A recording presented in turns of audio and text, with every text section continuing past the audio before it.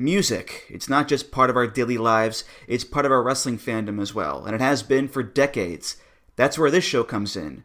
Music of the Mat, the podcast devoted exclusively to the music of pro wrestling, hosted by Andrew Rich. Hey, that's me. Each episode delivers a different topic with a variety of great guests, fun conversations, musical analysis, and of course, a heartfelt pun or two. New episodes drop every other Tuesday on Apple Podcasts, Google Podcasts, Spotify, or your podcast app of choice.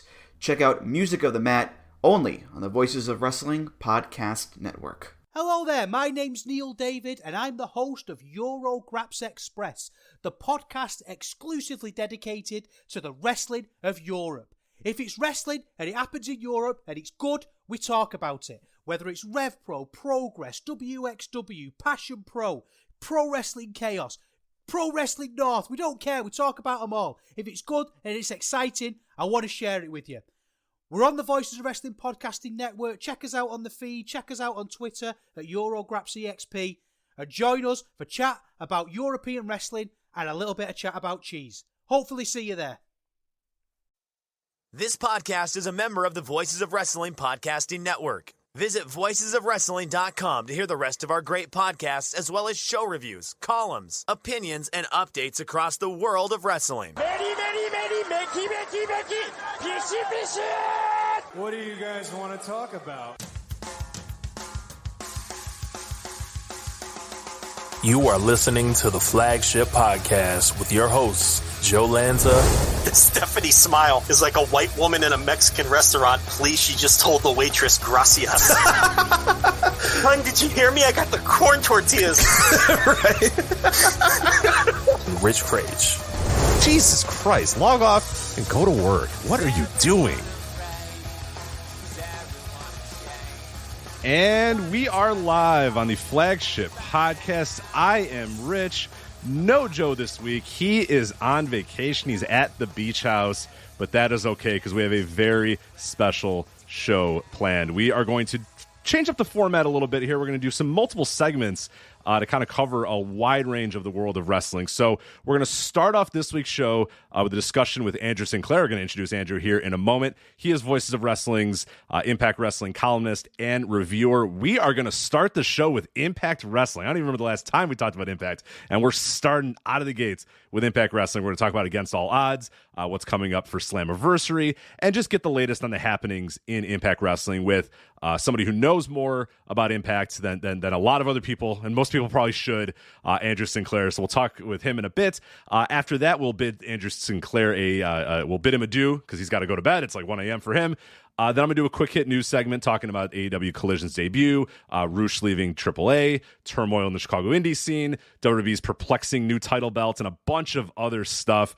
And then for the last part of the show, we're going to bring on New Japan World's research and stats guru, Chris Samsa. He's going to join the show to talk about New Japan Pro Wrestling's G1 Climax. We'll talk about the block lineups, what the G1 schedule tells us about potential winners, block advancers, as well as some fun stats and facts that Chris was able to dig up. So we're going to cover a lot of stuff. We're going to cover Impact. We're going to cover AEW. We'll talk Indies. We'll talk Lucha. We'll talk WWE. We'll talk New Japan. We're going to talk it all here on this week's episode of The Flagship. Without any further ado, though, let's bring on our first very special guest, Andrew Sinclair. Andrew, how are you? Welcome to the show. It's very exciting for me to be here, Rich. And 1 a.m., but I'm rocking and raring to go. It's not quite, the dulcet tones of late night Lanza, but I'll do my best. It's close. Yeah, it's close. So, yeah, thank you for staying up late to talk Impact with us. And I know some people are probably going to be like, you're starting the show with Impact? And my original idea was to do the news hit first and then bring you on. But then it was going to get a little too late for you. But then also I was like, you know what? No, we haven't talked about Impact in a while. And we're going to talk about the Against All Odds show. We're going to talk about, Alex Shelley winning the Impact title. There's a lot of exciting things going on in Impact, and it's a company that we really haven't talked about, mostly because of me, for the record. Like, Joe has many times been like, hey, let's talk about Impact. And I'm like, I don't really want to talk about Impact. So it's mostly me. So I'm glad to bring you on, and I'm glad to do this off the top of the show, too, because I do feel like it has been a while since we talked about that company. We are going to get into them here in a moment. Before we do that, though, Andrew, you want to let people know where they can follow you, where they can read your work, where they can do all that other good stuff if they just need more Andrew Sinclair in their lives.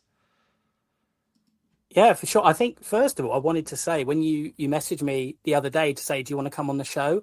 I genuinely worried that Joe had succumbed to the flu, because that cough was pretty bad on last week's show. Man, hopefully the beach air has cleared that up. But yeah, it's been pretty dicey lately, so it's probably a good thing he's taking this week off. But yeah, in terms of plugs, you can follow me on Twitter for as long as that lasts, on at AM Sinclair 97.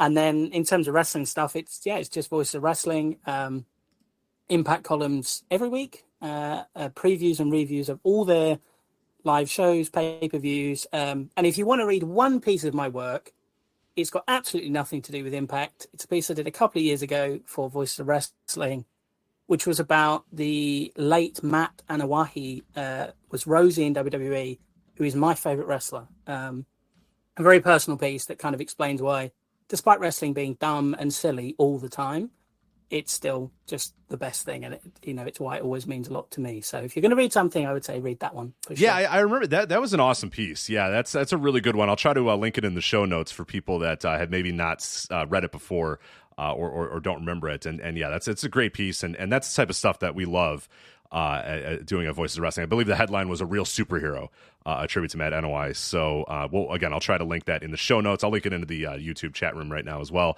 for those that are listening live. But before we kind of get into Impact, I do want to let people know about Andrew and your history with the website, which you had to follow one of the toughest tasks that pretty much I think anybody would have to follow in.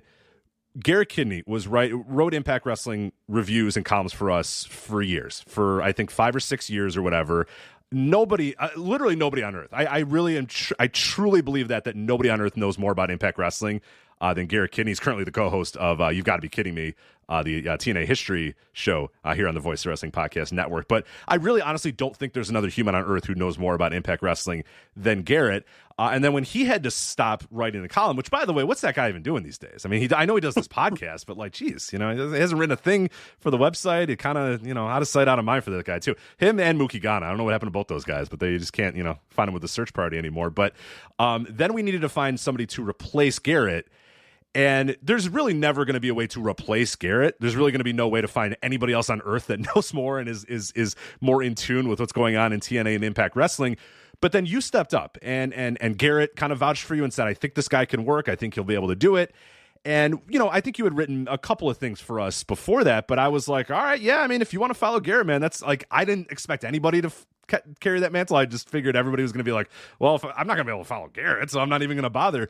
But you've been doing this now for, God, how many? It has to be around 4 or 5 years now that you've been pretty much consistently writing columns and doing reviews about Impact Wrestling. And no offense to Garrett at all, but like, I think you've done just an absolutely incredible job. You're not following Garrett, because no one's going to follow Garrett as far as Impact Wrestling, but like the stuff that you've done, I mean, there is nobody else that I think does and covers Impact Wrestling better than you do, writes about Impact Wrestling better than you do, is fair to Impact Wrestling as you are as well, because there is still a lot of the LOL TNA and that crew or whatever, or there's people that just don't even care about it anymore, or have just completely done out of sight, out of mind, or there's the full-on cheerleaders, the last remainings of the TNA mechas and all that sort of stuff, where they can do no wrong and they're the best company ever. That's not you. You fall into the fair analysis of Impact Wrestling, which is just not a niche that is really covered by anybody else. But I just think you have done, and I know Joe agrees with this as well, have just done an absolutely incredible job covering Impact Wrestling over the last couple of years in a way that, again, I don't think anybody else short of Garrett Kidney can even think about accomplishing. So thank you for all the work that you've done on Impact Wrestling. And I do think more people, if you have even a cursory interest in Impact, should be reading you every single week. Oh, thank you. I mean, it's a twofold, I suppose threefold thank you to you and Joe, really. One, for trusting me in the first place, because it was a huge mantle to take over. And also, it was like Impact Wrestling in early 2018. Yeah. When it was like basically in the absolute toilet. And it was like, you really don't need to do this. But also, it was the fact you came out the gate and were like, please don't review the show top to bottom. Like, try and frame it as a column or something like that. And honestly, I could not be more grateful, because that saved me 5 years of reviewing every Jessica Havoc, Taya Valkyrie match.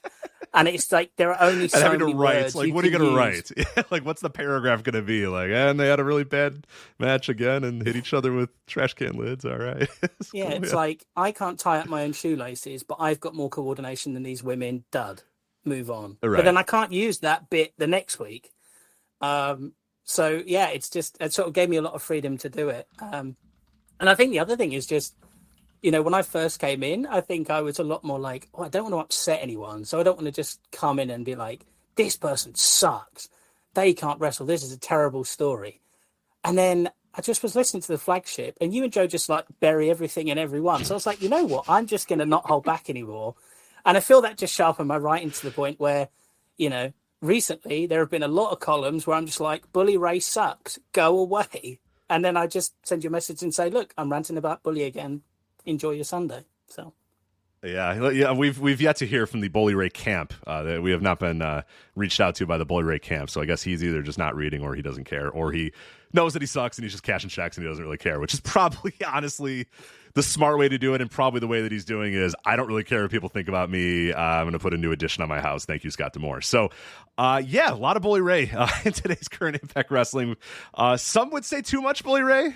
You know, I think most people would say that, but there's enough good stuff going on in Impact right now, and it felt like a great time to bring you on and discuss that, because Against All Odds was the pay-per-view they had this past weekend, and of course you have a review up for us at voicesofwrestling.com of that pay-per-view, and I gotta say it was a pretty good show. I've watched the whole thing. I've watched it from top to bottom, and we'll talk about all the matches as we go through, but I think what the real big story is, and the big reason why we're doing this part of the show, like, I don't know if this result was different that I would have you on this week, honestly. Like, if the result was different, I might have just kind of said, Against All Odds happened. Okay, move on. We'll talk about, something else going on in the world. I'm sure CM Punk has done something this week, and indeed he has. Like, in the last couple of hours, he has. Of course he has. I could have filled an hour just doing, hey, here's what CM Punk's up to this week. But because of the result of the main event, I felt compelled not only to talk about Impact this week, but to bring you on as well, because I know you're somebody who's written a ton about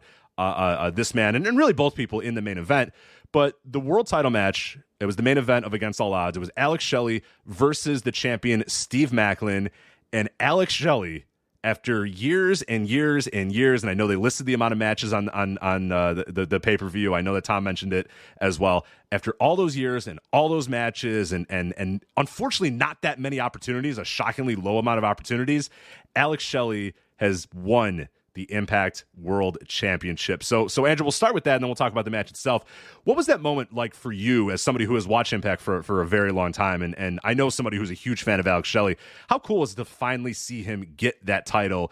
And it just felt like a culmination of a guy who's had still an underrated career. And I truly believe that Shelley and Sabin, and we'll talk about Sabin in a little bit, those guys, everybody tries to give them their due, and really tries to say, like, no, people don't appreciate these guys enough. People don't understand just how good they are, and they're still underrated. And I don't know when it's going to take. It might take both of them retiring and like 10 years or 15 years and people going back. But Alex Shelley, one of the most underrated wrestlers, arguably of all time. I mean, just a super great worker, him and Chris Sabin both. But, what was that moment like for you watching Against All Odds and seeing Alex Shelley finally win the big one, finally win the Impact World title? I don't know. It's hard to put a word on it, really, because I was genuinely shocked that was the direction they were going in. Everything seemed built up that Shelley's story was that he couldn't win the big one. They made a big deal last year of him getting his first ever Impact World title match against Josh Alexander, and he lost. And the story coming into this match for Macklin was, I've been there before and I lost, but I know I can do it this time because I'm better than you. And frankly, Steve Macklin, you're not Josh Alexander. I know that you're not that guy, and I know I can beat you even if I couldn't beat him. But it still felt like a placeholder defense for Macklin, because it was like, right, well, the play here is Nick Aldis, Steve Macklin in the Slammiversary main event. Like, that's the direction they're going in. So I wrote in my preview that, I was like, it's a lock that, Macklin's going to win. And it made sense, because I was like, well, Shelley will lose. And then you can build to him getting mad at Chris Sabin for being a 9-time X Division champion and a world champion. And he never had that. And then you can kind of do a heel thing with Shelley. And yeah, then, or a tortured he soul just thing won. for him as well. Yeah, a thing of just like, okay, I can do this one, I can beat this guy, and then he can't beat that guy, and it's like, all right, well, maybe I can't beat anybody. You know what I mean? Like, maybe I'm done. Maybe this is it. Yeah, and then Steve Macklin went for the Tree of Woe spear for the second time, and then when he missed, there was like this visual where they panned into Alex Shelley's face, and he had this kind of wide-eyed, 1,000-yard stare, and it was like, he's winning. Like, it was so obvious a look on his face that he was going to win. And I was just like, oh, but that's not the direction. Like, he's obviously going to kick out Shell Shock or whatever it was. And then he just beat him. And I think I just sat there sort of shock and awe and didn't really know what to think. But just an incredible moment for him, an incredibly deserved moment for him, someone who was never really used, even though he was such an important person in Impact for such a long period of time, he never really scratched the surface of what he could have done towards the top of the card because of the people who were in charge and the way they wanted to book things. And, you know, when him and Sabin came back during the pandemic, Shelley was there for sort of 6 months, and then he went away again because of, you know, his work with, you know, physio and so on. And then he came back and they were doing the tag thing properly, but it just felt like they were going to win the tag team titles a few more times, and that was going to be their thing, and building up young guys like Ace Austin and Chris Bay. And then, yeah, he won the world title, and it was just like, that's just really cool. And sometimes people can have nice things in wrestling, and you don't have to wait too long, or everything feels incredibly foreshadowed and obvious that that's what you're going to do. You know, I think I started my review saying I thought they were going to zig, and then they zagged, and it just stunned me, and yeah, helped that the match absolutely rocked as well. A really, really good match. Yeah, for people that haven't seen it, and I'll also echo that too. Last year, and I we talked about it on the flagship because I was there live for the Shelley Alexander match last year in Chicago. If you have not seen that match, if you're listening to this and you haven't seen that match, I honestly, and I don't know if you would agree, Andrew, like, this is, if you got to watch an Impact match of the last couple of years, that might be the one. I'm trying to think of what other matches I would really say that, like, if you're looking to catch up on Impact, or if you're trying to watch, you know, a couple Impact matches that have happened over the last couple of years, maybe you haven't watched the company as much. It feels like that Shelley Alexander has to be like near the top of the list, or quite frankly at the top of the list, because I don't know if it was just a live bump, but I thought that match was absolutely spectacular, and it did pretty well on our match of the year as well. So a lot of other people did agree that was a standout match. But yeah, it's definitely a match that I think you do need to go out of your way to check out. And I would agree with this one too, the Shelley and Macklin. And I know, you know, some people kind of look at Macklin as like, look at the absolute state Impact is in with Steve Macklin as the champion. But that's kind of an outdated thought, because that guy has really been good. He has been very, very good for what feels like about a year or so now, that it really kind of turned around and clicked with him. And I don't know, do you recall like a moment where it just kind of happened where it was like, oh shit, this guy's actually pretty damn good? Because he was brought in as like your stereotypical, here's a WWE failure guy that's in Impact now, your classic, what is, you know, this guy doing in the Impact Zone type of thing or whatever. And he just kind of burst through that and improved and got better at promos and got better confidence and got in great shape and just kind of became a more well-rounded worker, to the point where he's pretty damn good right now. And anybody who's like, Steve Macklin, unbelievable, he's your champion, like, just doesn't get it. They're just not watching it, because he has been really, really good. Do you recall like if there was a moment or a match or anything that was like the turnaround where you started to realize, wait a minute, this guy's actually pretty okay? Yeah, I mean, first off, I'll forgive you for confusing him and Dak Draper as the Impact World Champion. I was on so much cough medicine, I can't even tell you. I was not doing well. It was 3 hours and 15 minutes into the show. I was on cough medicine. It needed to. I don't know. That was at the beginning of the show. I was still on a ton of cough medicine. That's my problem. So yeah, I apologize to Steve Macklin and I guess Dak Draper as well, but really more Steve Macklin. Yeah, more Steve Macklin. Yeah, I think it was weird because he came in, and the vignettes when he came in were sort of, you remember the Moxley ones when he was in New Japan for the kind of Death Riders thing, where it was like the shot of him at the bar drawing the kind of mock symbol on the the bar, and he sat on the stool. They kind of tried to do similar ones with Macklin, where he was sort of sat in a shady kind of saloon bar with a shot of whiskey, and he was obviously supposed to be this kind of serious dude. And then he came in and just squashed people, and then he beat up Petey Williams, and it was like, yeah, fine. But he was still just like a bloke in the Forgotten Sons. And And then he got into this feud with Trey Miguel for the X Division title. And I mean, it was really cringe because he like kidnapped Trey and, Yeah. you know, Impact's worst booking excesses. If you watch the TV, which unfortunately I did, I was like, this sucks. He seems like a loser and you'd get arrested for that normally. So not the one. But then they had a match at Hard to Kill last year, I think it was. And they absolutely tore the house down. And Steve Macklin just worked with this intensity and ferocity where it was like, oh, wait, he's a dude. Like, he's not just the jaggy guy that he looked like with the kind of the gear and the look and the promos and stuff. Like, this is a guy who's hitting, like, proper suicide dives to the outside and these, like, really impactful spears to the person in the Tree of Woe. And it was like, he's a dude. And he lost that match. But then, you know, he went on this run of facing, you know, Jay White and Chris Sabin, and he was doing stuff with Moose and Sami Callihan. And in all of those things, he never looked out of place.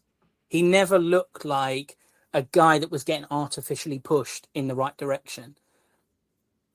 He looked like he belonged there. And it's that confidence and presence had just grown and grown and grown to the point that it seemed obvious that he was going to beat Josh Alexander for the title. And that was going to be his story, that, you know, Impact had taken a punt on him and it had taken 2 years, but he'd gotten to the top of the mountain and no one was going to stop him.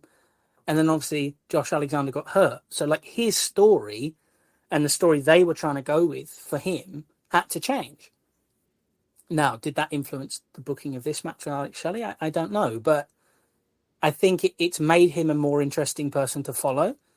And yeah, I mean, this World Championship reign, the match he won it against Kushida, like genuinely a very good match. I went 4 1/4. His first defense against Rhino was brilliant because it wasn't this 50-50, you know, humor the old guy. He literally just beat Rhino up and then attacked him with a shovel out the mat after the match. And then Rhino got like stretchered out. And it was like, yeah, he just beat him up. It was great. And then, yeah, he had that match with PCO at Under Siege, which I was very pleased to see was number 4 in Joe's notebook roundup the other day on flagshippatreon.com. And it was just, that was an incredible performance. Like, as a match, I don't know, but as a performance and breaking the Muta scale and stuff. Yeah. Incredible. Obliterating the Muta scale. That boy was bleeding. Holy crap. Yeah, if you're a squeamish or don't like blood, maybe skip that one. Yeah, maybe don't watch PCO and Macklin, because Macklin is just a disaster in that match. But the visuals of PCO, this, you know, Frankenstein's monster like, you know, creature against Macklin, who's just bright red with blood all over his body. I mean, it like you said, a spectacle, just a scene. A bell to bell match. I don't know, you know, but as far as like death matches, plunder matches, you know, hardcore, whatever you want to call it, like it's an elite one this year for sure. And yeah, Macklin's just the look that he has, the crimson mask that he has, is just unbelievable. It's quite literally unbelievable. I don't mean that in terms of just like the way of using it as like a way to describe. It's like unbelievable the man is bleeding as much as he is and staying alive and like not passing out. It's a lot of blood, There's the visual at the end where Scott D'Amore is putting the title belt on him in the ring.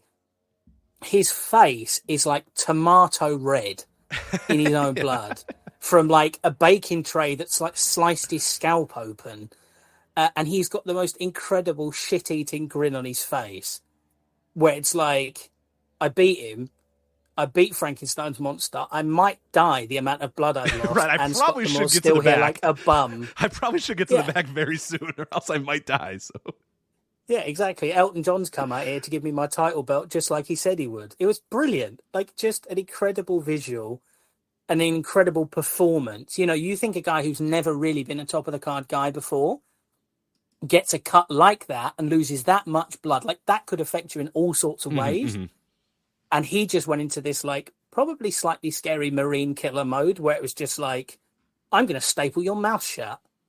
And it was so bizarre, but so striking. And I think I wrote in my review at the time that, you know, when it comes to match of the year, the end of the year, of course, you know, star ratings and stuff are important. But for me, it's the matches that I remember the most from the year. So sometimes I get a match that might have only been 4 1/4 or 4.5 in real time will make my top 10 ahead of something that's, say, 4 3/4 because I remember it more. there's so much good wrestling now. It's the stuff that cuts through that you're going to remember. And that Macklin PCO one will stay in my mind for a long time because it was just this visceral spectacle. Yeah, and you know, you bring up the point too, and then we'll talk a little bit more about Shelley here, but you bring up the point about Macklin, and it's true of probably a lot of wrestlers is that we see guys and we sort of think, and because obviously he was Steve Cutler in NXT and was there forever as a member of the Forgotten Sons or whatever, and you know, was very forgotten, you know what I mean, in terms of like nobody really cared about the Forgotten Sons. They had a couple matches here and there that were okay, and they were in the Dusty Rhodes Classic, and I was like, all right, you know, there were little stuff here and there, but you know, I think they made it to the finals of a Dusty Rhodes Classic one year or whatever, and lost to Aleister Black and Ricochet, if I remember correctly. I think that was the team. I forget, you know, that the Dusty Rhodes Classic kind of blend together for me, but you know, they were like, yeah, all right, these guys are good and they're fine or whatever, but nobody would have expected that if you put people in these situations and give them a chance and take a chance on them and say, you know what, screw it, let's try this guy in a main event. And I wish more companies would do that. And Impact is in a situation right now where they really have nothing to lose in terms of pushing somebody like a Steve Macklin or trying to push people to the next level. Because, like, I mean, what's going to happen? It's, you know, the current state of Impact Wrestling isn't necessarily that they're, you know, living and dying by every single TV rating and every single pay-per-view buy or everything like that. Because if they were doing that, then I don't know, things would be going too well. They kind of, you know, they exist in this weird part of the ecosystem and this weird niche of the ecosystem where, you know, what role do they fill exactly? Who are they for? Who's like, you know, what kind of TV, you know, should they do? What should their presentation be or whatever? But that's the perfect opportunity to push a guy like a Steve Macklin and just see maybe this is going to work, you know, who knows? And it did. And now they've got a guy, and they got a guy that they can go back to. Like you said, Alex Shelley wins this match and he's the new champion, and you know, presumably we'll have it until Slammiversary and face off with Nick Aldis or whatever, and that's good. You could do, but if you ever want to go back to Steve Macklin, if you ever want to tell the Steve Macklin, Josh Alexander story again, finish that story, you can do that, and you've made a guy, and now Steve Macklin is a dude forever, and I think people will see him at that level, and he deserved to be at that level, and I think more companies should be willing to do that with their world championship and be more willing to do that with their main events, and that's something that's kind of become a problem and an epidemic in all of wrestling is. It does feel like a lot of companies are just really scared of pushing new people and scared of trying something new and seeing, if it doesn't work, oh God. Like, and just do it sometimes. You know, we saw New Japan Pro Wrestling do that a couple weeks ago where they just said, you know what, fuck it. Dominion is main evented by Yota Tsuji. You know, and if ticket sales aren't great or what, who cares? We're going to make a guy. We're going to see if this guy's a main eventer. And now we got this guy forever. And now you can go back to Yota Tsuji as a main eventer anytime you want. They made a guy. They're ready to go with him. You know, Steve Macklin is a great opportunity for Impact, again, to take that risk and say, you know what, yeah, we could go and push the same old guys over and over and over again. We can, you know, we'll talk about Bully Ray in a little bit, but, you know, you could have just said, Josh Alexander's hurt. Let's do Kushida because people know who he is or whatever. People are aware of him or whatever. But instead they decided, and Macklin's not a young guy. He's almost 40, I think he's like 36, 37, 38, somewhere in that range. But he's new in terms of fresh, in terms of he hasn't been pushed to that level. He hasn't been a main eventer. He hasn't been a top tier guy. So you can tell a lot of different stories with a guy who's never been in that spot. And I just wish more of wrestling was willing to take a risk that like an Impact Wrestling took here with Steve Macklin and just said, you know what? This guy's earned it. He's deserved it. He feels like he's ready. Instead of, we can't finish that story. Oh, no, you know, like so many other companies, you know, WWE included, is so terrified to tell a new story or try something new or do something different to upset the apple cart. Impact, which has nothing to lose, just said, fuck it, let's go for it. And it worked. And I think it worked quite well. And Macklin now is a made dude. And you can go back to Macklin anytime you want, and he'll forever be an Impact World Champion. And yeah, it's a good move by them and a smart move by them. And like you said, now that Alex Shelley does have that title, there's a lot of stories to tell there because this isn't also a guy who's never been the champion. You know what I mean? He's never been the world champion in Impact Wrestling, which seems hard to believe for, you know, 400, 500 matches that he's had in the company. But now you have a whole new story to tell with him. And again, they didn't have to do that. They could have went back to, like you said, some familiar person or some familiar place or a veteran that everybody knows. But they said, fuck it, Alex Shelley, let's do it. Let's tell this story. And now who knows? Like, and I guess my question to you then is, where do you see this Alex Shelley thing going? He's finally reached that mountaintop. He's finally become the champion. What now for Alex Shelley? Because the whole story has been, you know, never good, but never great. You know, always one of the good workers of the company, but never the best, never the guy to be at the top of the company. Well, now he's there. So how do you think if you're Impact, what do you do with Alex Shelley moving forward? How do you kind of book him over the next couple of weeks and months? Oh, Yeah, that's a really interesting one. I think just to wrap on the Steve Macklin thing, I think he benefited too from the fact he's not overexposed. Yes, not just as a TV guy or a main eventer, but he's not overexposed as an indie guy. You know, like I love Mike Bailey, don't get me wrong, but he is everywhere. And I know earlier this year, like I had proper Mike Bailey fatigue because I was like, I've seen him have this match 58 times. And Impact could have decided, like, Josh is hurt. Bailey's just had an incredible best of the Super Juniors. You know, he was in that number one contenders match against all odds. We could just have his team win it. Bailey's number one contender, and then he takes the belt off Macklin at Slammiversary, and then we're back on course with this, you know, hot Canadian babyface at the top of the card.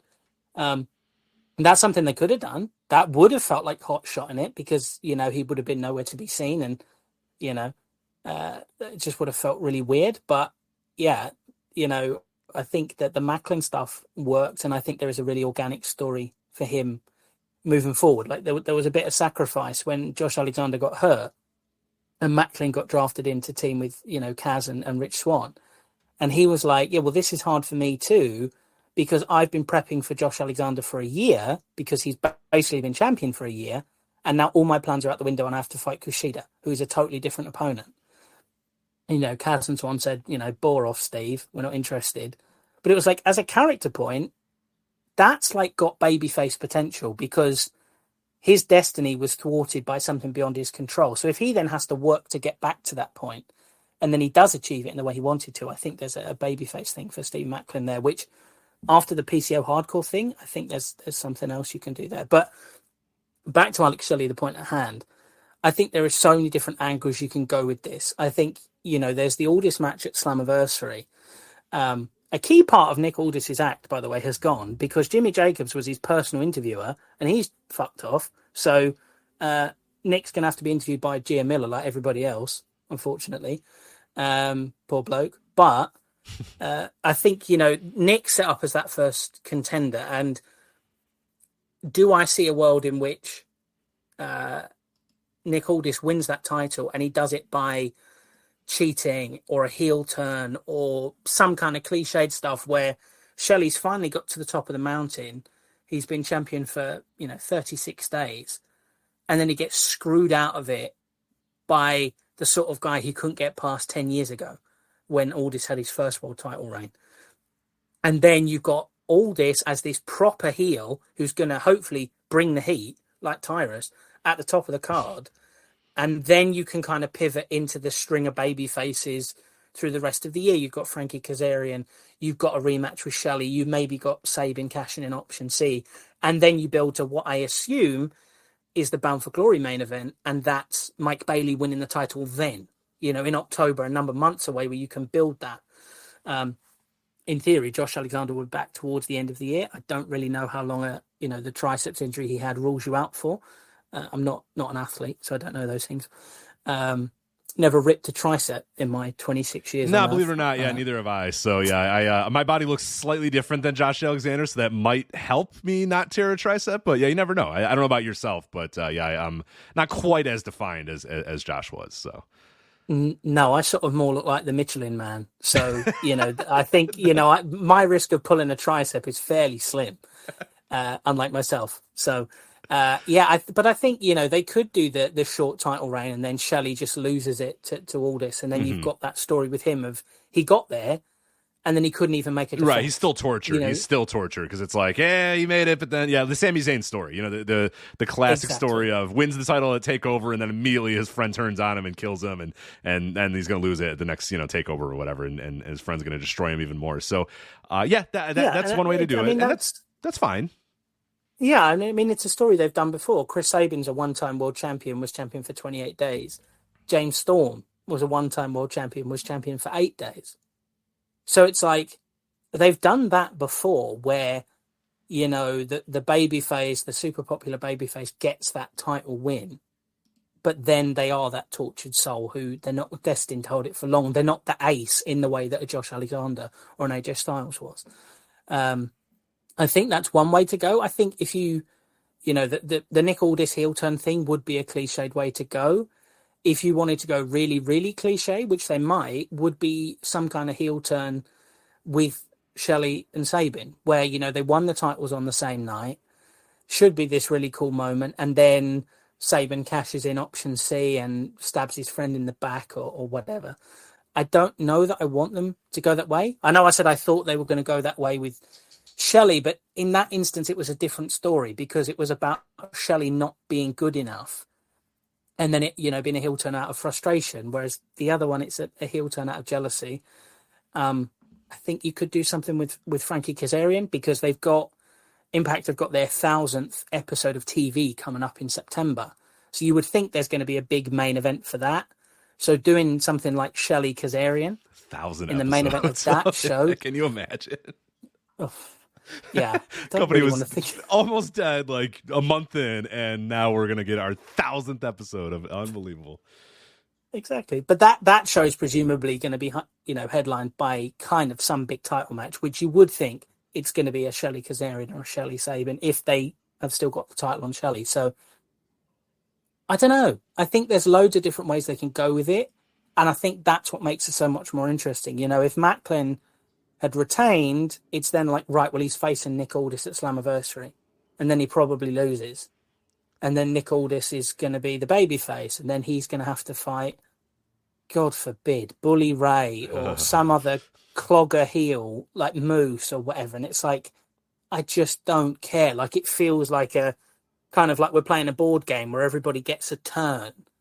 Whereas the Shelley thing, it's like, well, you can give him a short reign and then you're telling a different story and then you can pivot in a different direction. And I think it's a lot of fun and it's going to be interesting to play out. And it actually gives the promotion a hook for people to want to watch or at least keep a passing interest. Whereas I think before, as good as the work Macklin was doing was, no one gave a crap. So, that's the kind of balance they're working with, I suppose. Right. Or, yeah, even if people didn't give a crap, it was also like look how bad that company is. Steve Cutler's their world champion or whatever, which, hopefully if people are watching now will realize that, yeah, Steve Cutler's their world champion, but he's completely transformed his entire persona and his body and just everything about him has radically changed. But, yeah, there's a lot of really interesting things you can do with Alex Shelley there. I would have said if Sabin hadn't won his X Division championship match, or like you said, the inverse, if Sabin had won and Shelley hadn't, that leads to a pretty good way to have them break up and feud. I think it's going to be tough to do that story if Sabin is the X Division champion, but like you said, there's that option C. And there's always the idea that like, well, shit, I want to be, the main event. I want to win the world championship. That's what option C is, yeah, I have this X Division title and that's great, but I got an opportunity to win the world title. So I'm going to take it. And I guess that is a real cool story. And I think I'd be okay with that. I honestly think, like, I know that might be a little hack to have like Shelley versus Sabin or whatever, but I don't know. I feel like it's probably a good time to do that. I think it maybe works, and it makes logical sense as well. Sabin also, like you said, had a very short title reign, never really had a ton of time at the top, and he maybe sees this opportunity as shit. I can do this. I've been X Division champion. I've been X Division champion 9 times. I don't really need this title ever again. It's nothing against the title, but like, I want another shot at that world title. I want to be the guy that's at the top of the company. So I like that story. I don't know if they have the balls to do that. I don't know if they're thinking that that's the way they can go, but I think I kind of like that of all the plans, more so than Nick Aldis winning the title. He looks like a world champion. He wears the hell out of a suit. I like Nick Aldis as a champion, but I don't know if I'm super excited about Nick Aldis, post Slammiversary Impact World Champion. I don't know if I can sell myself on that, unfortunately, even though that's probably the most likely scenario. Yeah. I mean, he's supposedly only on a short-term contract. I know wrestlers are born liars and we shouldn't believe anything they say. And as a man with trust issues, wrestling is probably the worst thing to follow. Yes. Because I just got chronic detest of everybody. And fear that I'm being worked all the time. Well, then wrestling's great for you. It's a great business to be a fan of then. It's just, I never post that online. I'm not one of those people like, oh, it's a work. And I probably think that. I just never say it. Yeah. But yeah, if he is on a short-term thing and it's literally just to put over Alex Shelley, then that's a cool thing for sure, because then he's beaten a former world champion. And you're kind of, giving more credibility to that reign. And, the Macklin thing, because he never beat Alexander, he never beat the man. They were trying to tell this story that his title reign always had this asterisk or caveat to it, that he wasn't the real dude. Like, he only got it because of circumstance. Whereas if Shelley then beats Aldis, it's like, well, I've beaten a legit guy now. Yeah. So then I'm... and look, they could do the Shaven. They could do the Shelley Sabin thing as like a friendly competition. where it's like, you know what, I love you, buddy, you're my mate, but I want to go for that title because right, you understand. Look, remember how much this meant to you. Well, it's going to mean the same thing to me. I mean, I've only been a champion for 30 days or whatever. I've only been there once, and that was 10 years ago at this point. So you know what? I want it again. I want it. Yeah, you can do it. Yeah, it doesn't have to be a blood feud. Chris Sabin doesn't have to kidnap Alex Shelley and bloody him in a stairwell or whatever. He could just say, man, hey, look, it's just business. It's not personal. Like I have this opportunity. I have this ability to do this. I got to take it. You know what I mean? And I think that's, I would, honestly, I like that story a hell of a lot more than a Nick Aldis story or Bully or any, I mean, Jesus Christ, much better than the Bully story. I'll tell you that. And the thing with Shelley and Sabin, if you wanted to go into Impact lore, they've only, if my memory serves correctly, they've only ever had 2 singles matches in Impact together before, and Shelley's 2-0. The first one was the first match in Impact I ever saw, which was Genesis 2009, when Shelley won the X Division title. And he conned Sabin. The finish was basically he feigned being injured. So then Sabin checked on him, and then he rolled him up for the 3. And then the second one was last year. They faced off to get the shot at Josh Alexander at Emergence last year, which again, Shelley won. So it's like, well, he's 2-0. So then if Sabin cashes in option C, it's like, well, I know I've never beaten you before, and I know you're my friend, but you've got what I want, and I want to be a 2-time champion. Yeah. So we're just going to have to go for it. And then, they can work with a real edge, and you can do a lot more interesting stuff with that. So I think, there's a really fun way you can tell that story, and that's a direction I'd like them to go. But, there is this kind of Aldis, seemingly obvious heel turn thing that seems to be looming. But look, maybe it's a short-term thing, and maybe the WWE hiring freeze is going to end, and he's going to shuffle his way down to the NXT Thunder Hustle or whatever it's called. So I wanted to check on it real quick. So obviously, like you mentioned, last year Shelley and Sabin had a match at on Impact, number one contendership match. That's the one that Shelley won, obviously, to get the match at Slammiversary. And then, like you said, TNA Genesis, it was a tournament final for the X Division title. Shelley wins, defeats Sabin. But because it's Impact Wrestling and TNA, of course, they had a bunch of mundane bad matches that nobody ever remembers as well in their history. So just wanted to point that out in case people were like, actually, they've wrestled each other 7 times. But none of these ever matter. Impact Wrestling, episode 24 in 2004, Chris Sabin defeats Alex Shelley in 2 minutes and 13 seconds. So I'm sure that one was really one for the ages. TNA Hard Justice 2006. X Division number one contendership match. Chris Sabin defeats Alex Shelley in 8 minutes. That was probably okay.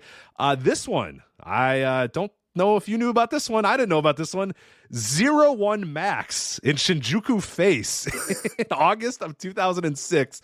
0-1's junior tournament, first round matchup, Sabin versus Shelley. 19 minutes and 1 second, Sabin getting the win over Shelley. That probably rules, by the way. 19 minutes in 0-1, Sabin and Shelley in 2006. That's probably really awesome. They would come back in 2006. Couple weeks later and have a 4-minute match on Impact for episode 116, and then on episode 173 of Impact they had a 1-minute no contest. I'm sure somebody came out and attacked both guys and said, get these juniors out of here, get these vanilla midgets out of here, let's get some real stars out. So there you go. That was the history. But yeah, for all intents and purposes, the last 2 those are the most important ones, that 2009 and 2022, like you mentioned. But just in case somebody's like, actually, we can retcon it to being 2-0. Yeah, right. Because those other matches are stupid, and except for that 0-1 one, which I am going to find after the show because that sounds awesome. 19 minutes in Shinjuku Face, Shelley and Sabin. I might not be on tape, but if it's on tape, I got to try to watch it. So. But let's talk about some other parts of the show, which, by the way, that main event, real good. Go out of your way to check that one out. I think 8.08 the last I checked on Cage Match. Let me see what it is. 8.80, that's what I meant to say. 8.80, which is pretty damn good for an Impact match. I mean, they don't usually do very well on these. They're not usually super high. The show itself is a 7.32, so that's how you know it's a pretty high-end one. But that main event, definitely one to check out.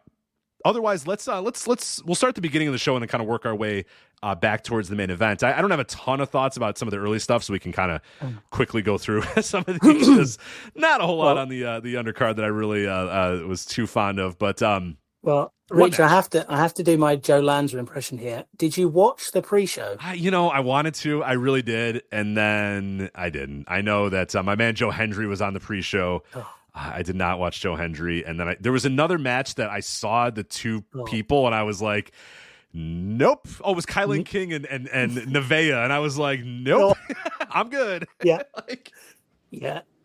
just quick hit of thoughts on those. So the Kylan King Nevaeh. I think Kylan King is great, and I think she's a great pickup for Impact Wrestling.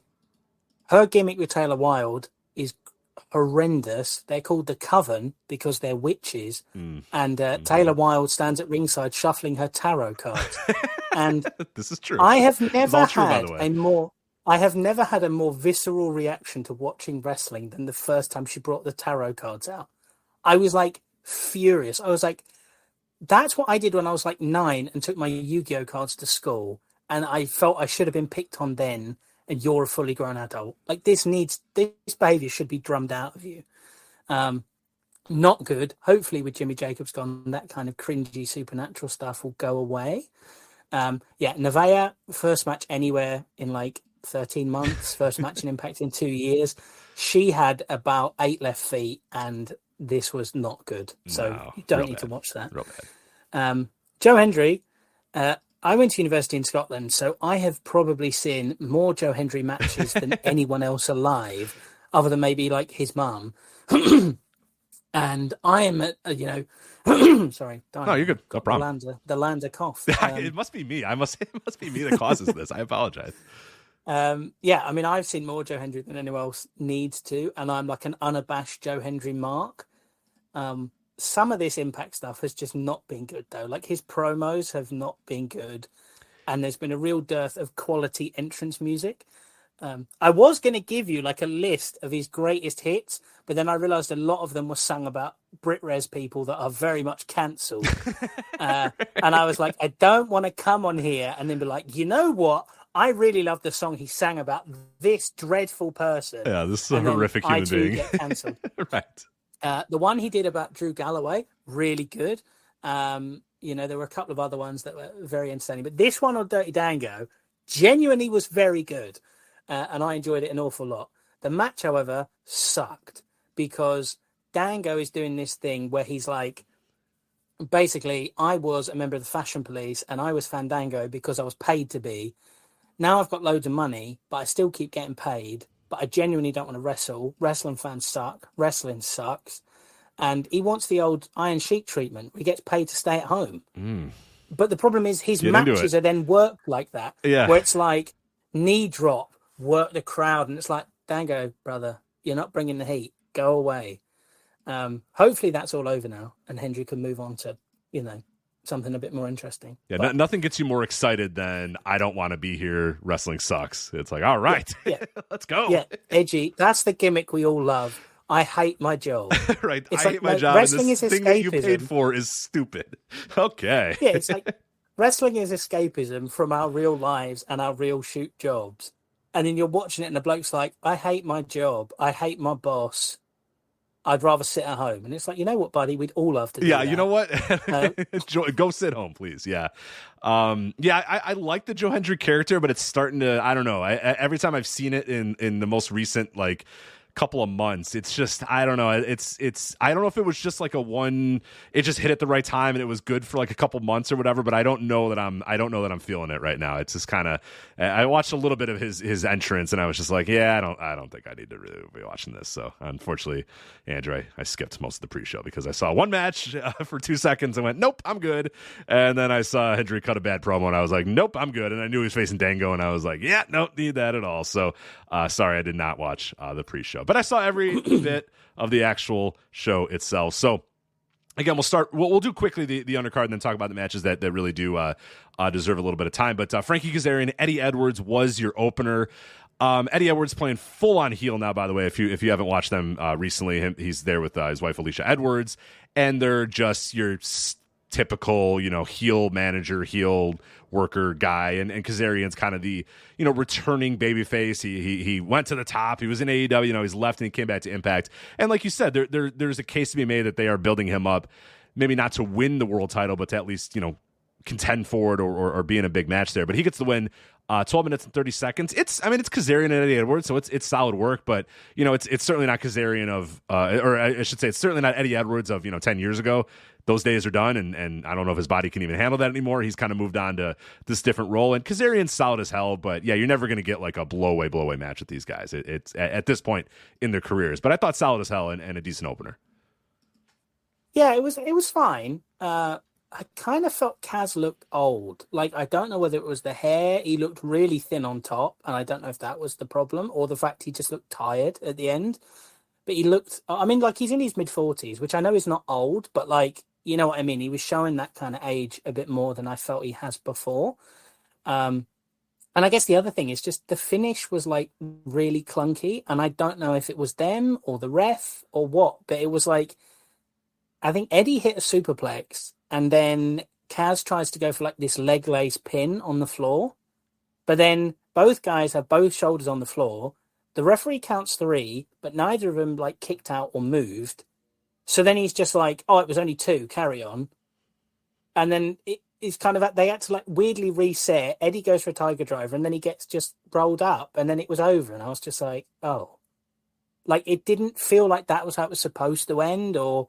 maybe it was supposed to end on that superplex spot where it was like these two Killer Kowalski students can't beat each other, and then they set up a rematch for Slammiversary or something. It just kind of, it felt a bit flat to me in the end, but I don't know if that was just kind of my viewing of the finish. And I will say one thing, and I kind of agree with you, the finish did come across a little weird. This is a whole show where finishes came across weird. I don't know that it was that, like, the fans, it was a weird crowd on this night. I don't know if these fans were fully engaged with Impact in terms of knowing what the current stories were, knowing what the current wrestlers were. It felt like a crowd that everybody in the entire Ohio Expo Center basically hadn't watched Impact in like 2 years, and then just showed up at this show and was like, all right, let's see what this is. Because they were like, everybody that was big in the company like 2 or 3 years ago was over like hell. And all the newer people, or the people that are telling new stories or different characters or whatever, didn't feel like they were over at all. And it was a real tough, like, it was really hard for a lot of these people, to a lot of the wrestlers to get people into their matches, which kind of sunk because there was a lot of really good work here, and I thought high level work, and it just didn't feel like the crowd was fully, I don't know. Did you get that same vibe too, that they just weren't a real engaged crowd, despite it being a pretty decent show? Yeah, it was weird. I think I'd sort of Mandela affected it in my head that they must have run Ohio for one of their, sort of monthly events last year. They must have been to some kind of rinky-dink bingo hall and done, no surrender. But then when I was looking on Cage Match, this was like the first kind of pay-per-view event they'd done in Ohio since lockdown 2011. Oh, wow. And yeah. And the last time they were in Columbus, Ohio, a fun fact for you, was a house show. And the opener was a 4-way that involved Alex Shelley, Robbie E., Max Buck, and Jeremy Buck. So, wow.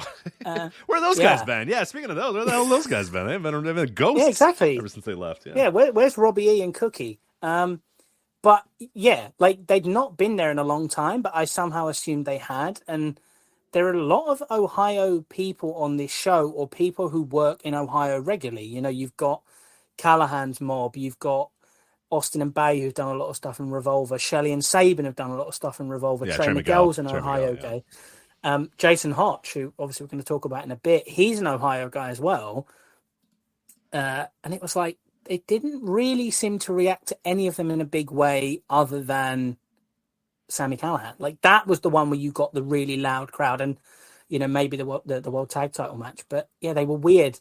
But as you say, they weren't helped by the fact that 2 of the finishes in particular on this show, like, absolutely sucked the life out of the match, including one that I was convinced was a fuck up. This was the one you thought the main event was kind of a messed up. Like, that didn't seem like it was right.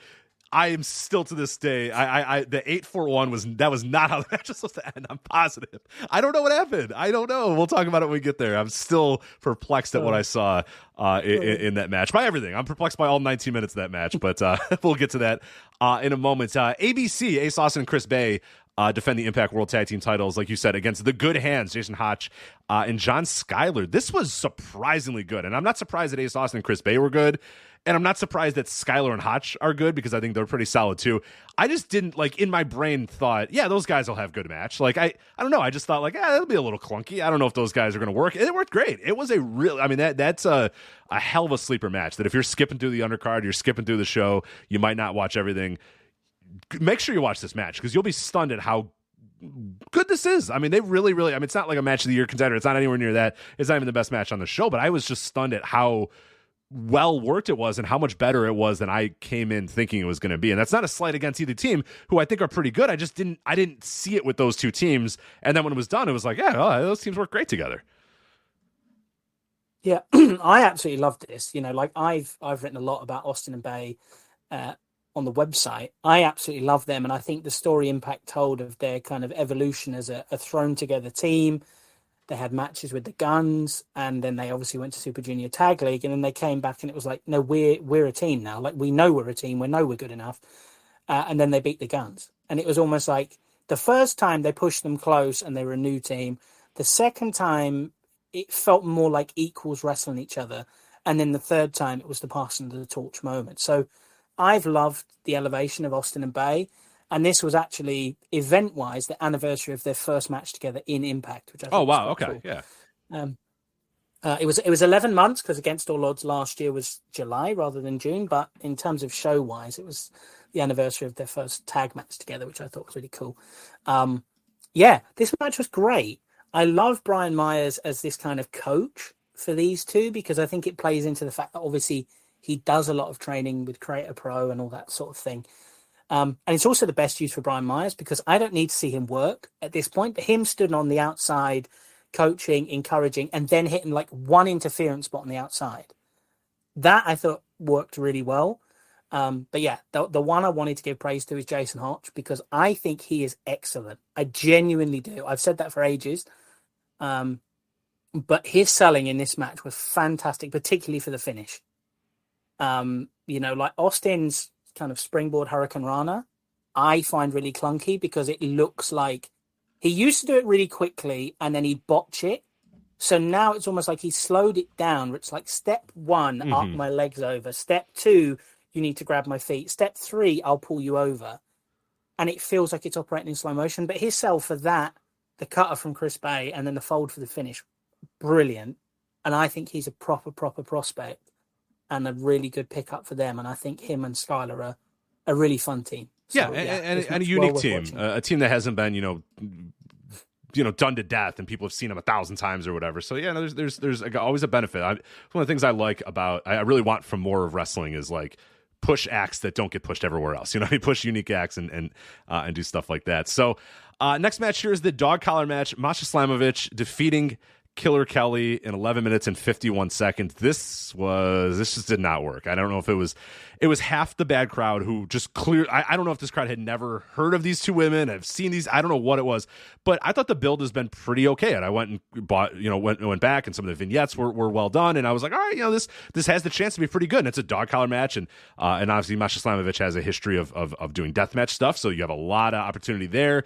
Killer Kelly can do some pretty cool stuff too. I'm always a pretty big fan of her. But these are two good workers in a good match stipulation, a good build that just didn't work. I don't know what it was. It just didn't have the intensity. I don't know if that dog collar was maybe a hindrance, and maybe we're all going in with the expectation that, okay, well, the last couple of dog collar matches we've seen have been like AEW ones, the MJF versus CM Punk and, MJF versus Dan, these great, these all-time great dog collar matches.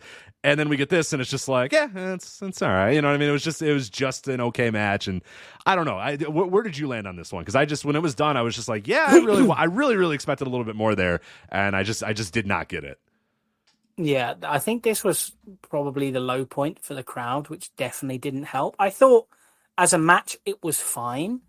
I thought they did the best they could story-wise, so I can never remember who did this spot first or like the person it's referred to. I want to say it's like Owen or Bret Hart, where you're in a sleeper hold and then you use the turnbuckles to basically reverse it into a pin. Essentially, the first match they had on Impact, Slamovich kind of walked into the corner and then used the turnbuckle to flip over and sneak out a pin while she was in the sleeper. So they kind of had a callback to that in this one, which was a near fall. Killer Kelly was using Slamovic's signature move. She got a great near fall, and then, eventually Slamovich put her away. I thought it was fine, a little over 3 stars. But, yeah, they didn't make as much of the stipulation. Or, as you say, they didn't make as much of it as I thought they would, because the last 2 dog collar matches I've seen, or probably the last 3, if you go...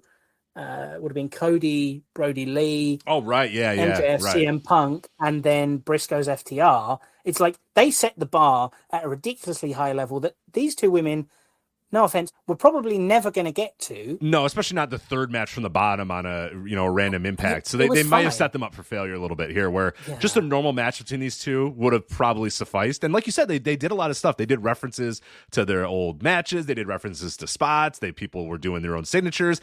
I think this match, it was a twofold. The crowd just didn't care, didn't know anything about the 2 women, didn't know the story, had no interest in seeing these 2 wrestle. And then the stipulation, like you said, was, maybe a hindrance of, we're all thinking, oh man, these 2 are going to rip each other apart, and Masha's going to be bloody and busted open and going nuts, and Killer Kelly's going to be, being an absolute stone cold killer. And it was like, they did a few spots, they did some hangman spots, and they did a couple of things here and there. It just didn't have that oomph that we've come to expect, like you said, of the last 3 dog collar matches. And it sucks, because it's like, that's a tough standard to follow, but it's a standard to follow. It's when you look around and when people now see a dog collar match in modern wrestling, they're going to think those matches, and they're, you got to deliver at least to that level. And they just didn't. But I do not think the crowd gave them any favors either, because a little bit of a hotter crowd may have made this feel a little bit better. Hey, they made it felt a little bit better about what they were doing, but it just this one just didn't work.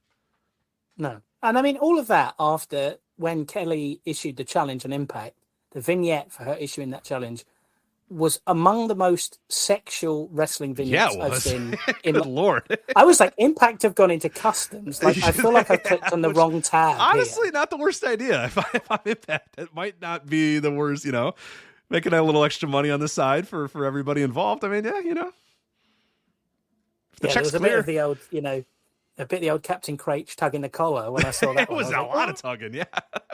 That sounded terrible. I apologize. You can edit that out on the Spotify version. Yeah, you're fine. Oh boy, that sounded terrible. That was the worst I've ever could have possibly used. I don't even have any spreader bar stories for you. So follow up, Andrew. Come on, what do you got there? So, but yeah, no, that was quite the thing. But the match just didn't deliver. And there was a little bit of blood and stuff. But you kind of expect. I didn't expect like a Macklin PCO level of blood, but you at least expected a little bit more. It didn't quite work there. So move on to Chris Sabin and Trey Miguel. A hell of a match here. Sabin defeats Trey Miguel to win the X Division Championship, 13 minutes and 12 seconds. Trey Miguel, and this again, I'll bring it up. I brought it up with Steve Macklin, and I'll bring it up again with Trey Miguel. If you haven't watched Impact in a while, or you haven't seen Trey Miguel on the Indies or whatever, this guy is so much better than whatever the last time that you watched him. If you're thinking, it's been a long time since I watched Trey Miguel, whatever that last time is, he's so much better than the last time you saw him, because he is exceptional right now. He is in there move for move, hold for hold with Chris Sabin, and every bit as good as Chris Sabin along the way. And so good that like halfway through the crowd, started chanting and rooting for Sabin.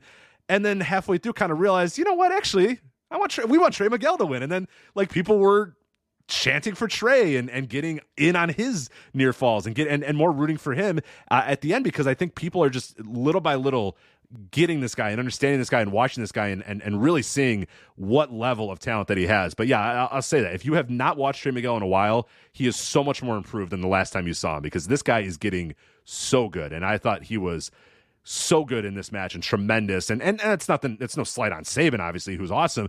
More that Trey Miguel was able to go with Sabin that makes me kind of look at Trey Miguel and say, yeah, this guy's got it. This guy has gotten so good over the last couple of years, and a lot of people are not paying attention or watching. Yeah, no, absolutely. I mean, when he first came in, he was obviously the third guy in the Rascals with Desmond Xavier, and then Zachary Wentz, who I'm never sure if he's cancelled or not. Both canceled and not canceled. It depends on your, it's sort of, but not really, and kind of, but also no, and I don't know anymore, so. But yeah, like when he came in, he was just really goofy, and I think he was still billed as like the Fresh Prince of Midair. Which was a great nickname, but like he just he hadn't put all the pieces of the puzzle You're together. a dork. It's a good nickname, but you're also a dork if that's your nickname. Yeah, he then went away, came back, and he got better and better and better. And then last year, he had a match with Mike Bailey. I think it was actually against all odds last year, which was just absolutely brilliant. Probably the best X Division match all year that didn't involve Josh Alexander. I don't think it was actually any last year with Josh Alexander. He's just the best, irrelevant. Trey was just incredible.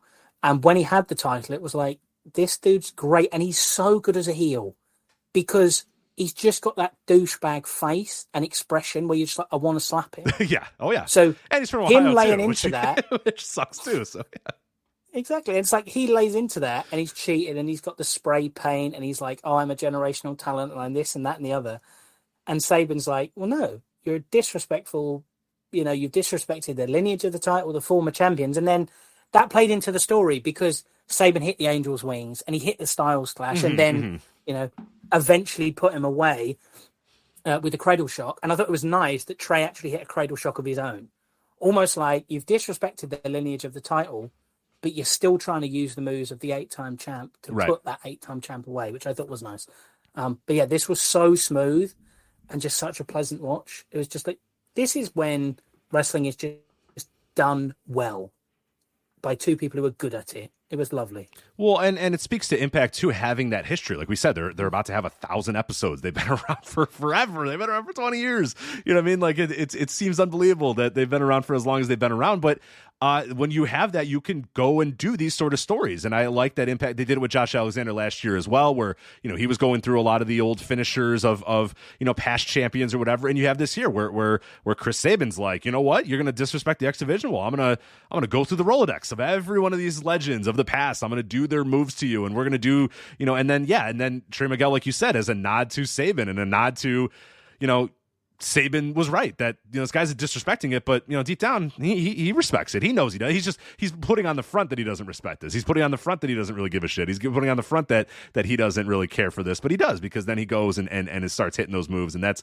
ultimately what he tries to do to win this match or whatever. But then Saban does just put it away and win the title, and ends Trey Miguel's very long, very good X Division run, and he's a made guy as well. He's a guy that if you ever want to do anything more with him in this company, I don't know if he's like world champion level, but I think you can probably do a little bit more with this guy if you really want to, because he's got it, and the improvement that he's made over the last couple of years is pretty profound.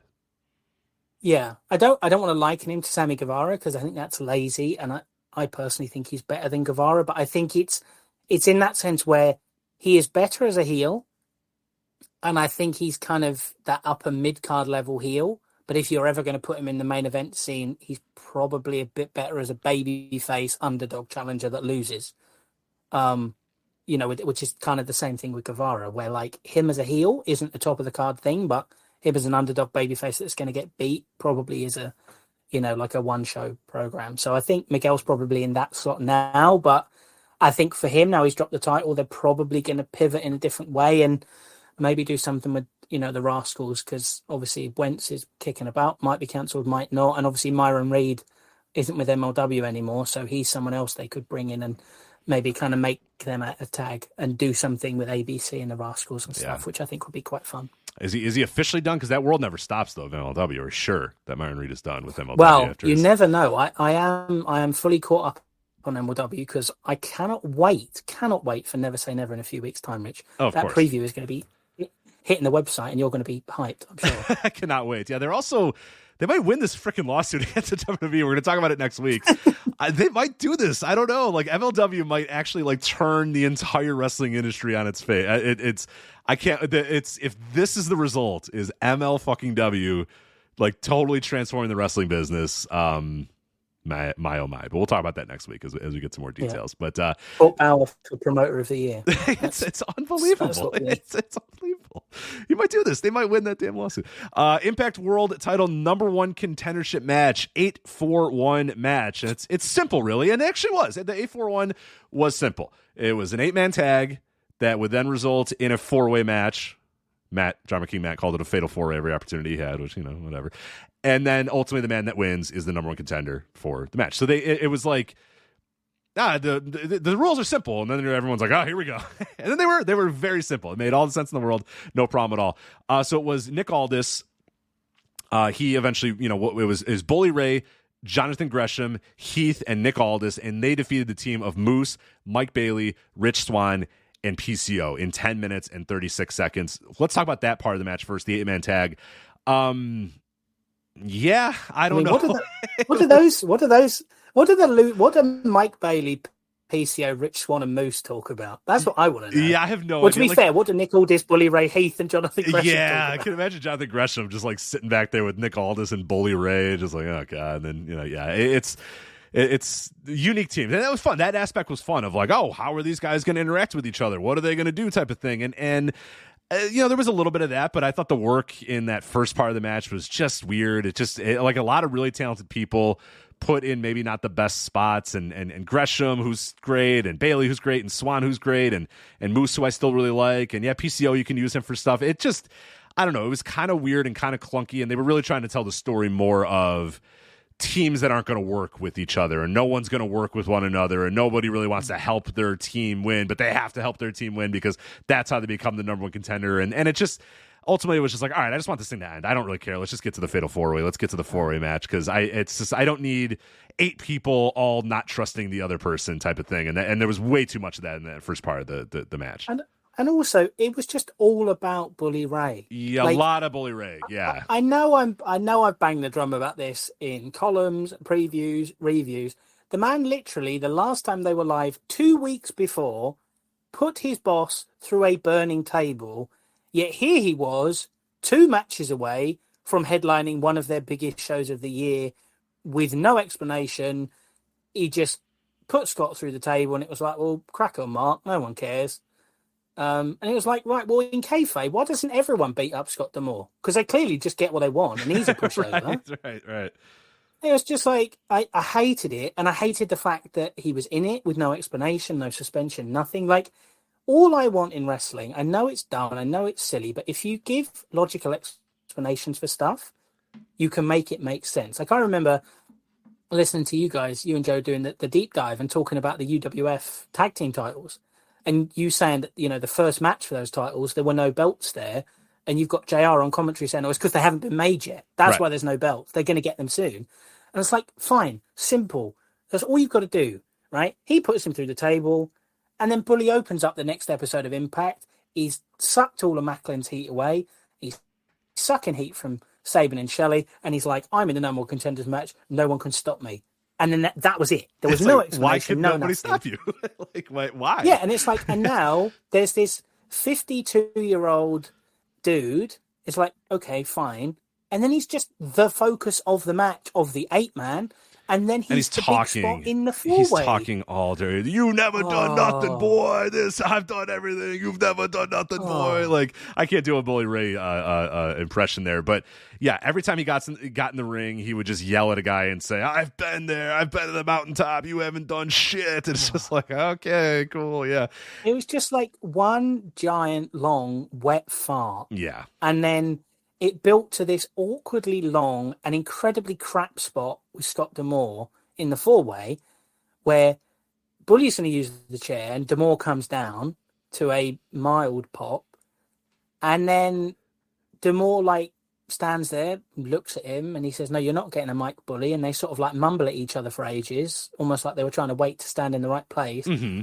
Scott hits him with the most middling shot to the back, and Bully's like, "Oh, I'm dead," and rolls to the outside. Not to interrupt. Did you think that D'Amore was going to side with Bully at that moment? Because it took so long for him to hit the chair. I'm thinking, okay, someone's going to stand up. Like, Gresham's going to stand up, and he's going to swivel the hips and hit Jonathan Gresham, and Bully's going to be like, we were in on it all along. You all fell for it. Like, ha, ha, ha, ha, ha. Like, I was convinced that was what it was going to do, because it took D'Amore so long. He gets in the ring, and he's like, "You're not going to do this to me. You're not going to do this to my company." And then he's getting ready to hit Bully with the chair, and then time stands still. And it's like... I'm looking around. I'm like, all right, someone's not in their spot. They're waiting for, somebody to walk into the frame so he can turn around and swivel the hips and hit him with the chair. And then after 2 minutes of just staring at one another, D'Amore hits him with a light chair shot. And then, like you said, Bully rolls to the outside, and then the match ends. And it's like, oh, Okay. I didn't think he was going to side with him. I mean, that would have been the lazy cliche WWE thing to do. I didn't think he was going to do that. But the thing is, all of this is building, in theory, to Scott against Bully at Slammiversary in Scott's hometown of Windsor, Ontario, right? Which is fine. There are probably people who will want to see that, But it's the same tired Bully bullshit we have seen for years, where he goes in, works with the promoter to pop them, they get on the screen all the time, and then suddenly he's in this big hot program, or mildly hot, or whatever word you want to use, the one that's getting all the eyeballs, and it's taking it away from the people who are good workers, who are telling good stories. And it's like, I don't need to see Scott D'Amore, like he hit a Canadian Destroyer on Jason Hotch at Rebellion, and that that was it wasn't Rebellion, sorry, it was Sacrifice.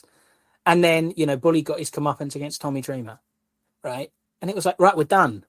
Move on. There's no use for him now. You've had a 6-month run where you've done all you could with him. You're fine. Like, as a 6-month package, I could look past it. I didn't enjoy the Dreamer stuff, but I got what they were trying to do. Yeah, for sure. But And you needed star power. You needed people that people identified with. You needed some people to put some eyeballs on Impact. I don't know if Bully's that guy, but I get it. I get trying it. I get saying, you know what? Let's try Bully and Tommy Dreamer or whatever.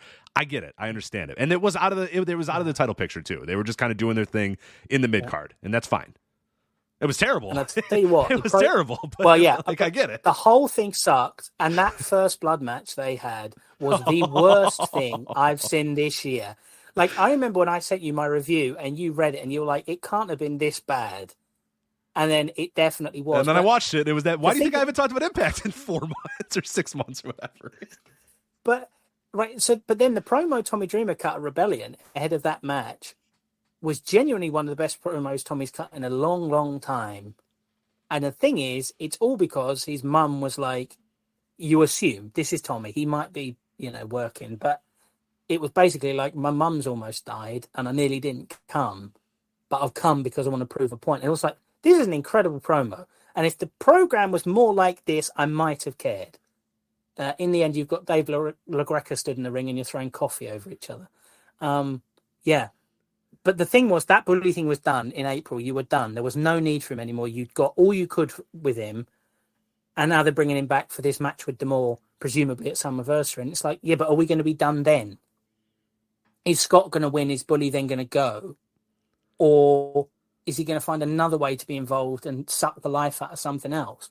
I'm not saying he doesn't have a use, but he's moved past that point of use now, and he's now got the go-away heat where it's like, I don't want you here. But now it's Bully. Delirious is on the booking team full-time. He's probably going to be around full-time anyway. Oh, for sure. Yeah, it's in a vacuum. If I just told you that, hey, they're going to put Bully Ray on Impact and he's going to feud with Scott D'Amore, you might go, okay. If you haven't watched Impact in a couple of years and you're not really aware of Bully Ray's online persona or whatever, and I just said, Bully Ray's going to come in and he's going to feud with Scott D'Amore, you might go, oh, all right, yeah, whatever. But you can't ignore all the other stuff. You can't put it in a vacuum because the guy, like you said, was around for 6 months, having a pretty terrible feud that had a terrible blow off and felt like it was just advertising for their radio show more so than trying to get people to watch Impact. And it's Bully Ray, and he's got the annoying online persona, and he's got just all the stuff involved with it. And yeah, you can't just look at it in a vacuum, and you have to look at it in totality. And yeah, Bully Ray in like 2023 is just not something that I need to see on my wrestling. Like, it's just, I talked about the Impact taking the chance on Macklin and saying, fuck it, let's make a new guy, let's try something different, let's try somebody new. Going back to the Bully Ray well is the absolute worst thing you could do if you're Impact, in my mind, because it's just, if somebody turns on that TV and they haven't watched Impact in a couple of years and they see Bully fucking Ray on their television doing the same shit he did in 2011 or whatever, that's going to be like, I don't need this. Why am I watching this? I don't need this. There's so much wrestling I could be watching on television. I'm not going to waste it to watch Bully Ray matches in 2023. Yeah, exactly. This is why my columns are all moaning about the same thing. Yeah, I just want it to end. Yeah, well, luckily he did not win the number one contendership here. Nick Aldis did actually win it, so that is good. But we'll now go to a tag team match here. It's Deonna Purrazzo and Trinity versus Giselle Shaw and Savannah Evans. And Trinity and Deonna Purrazzo, they're going to be facing off against one another at Slammiversary. So this was a little bit can they coexist ahead of Slammiversary? And they pretty much did.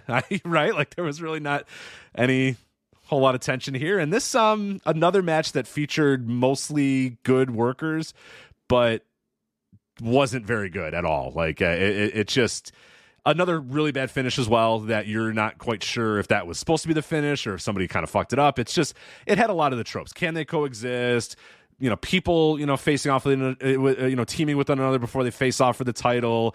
And then it just didn't, it bad. It just wasn't a very good match from what I think is at least 3 out of the 4 people involved are pretty damn talented. And it just did not work.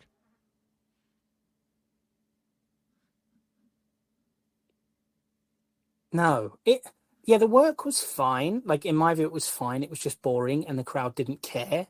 You thought the D'Amore and Bully thing was going to, go the other way in the 841. I thought they were going to do the can they coexist melodrama here. Trinity and Peraza were going to fall out.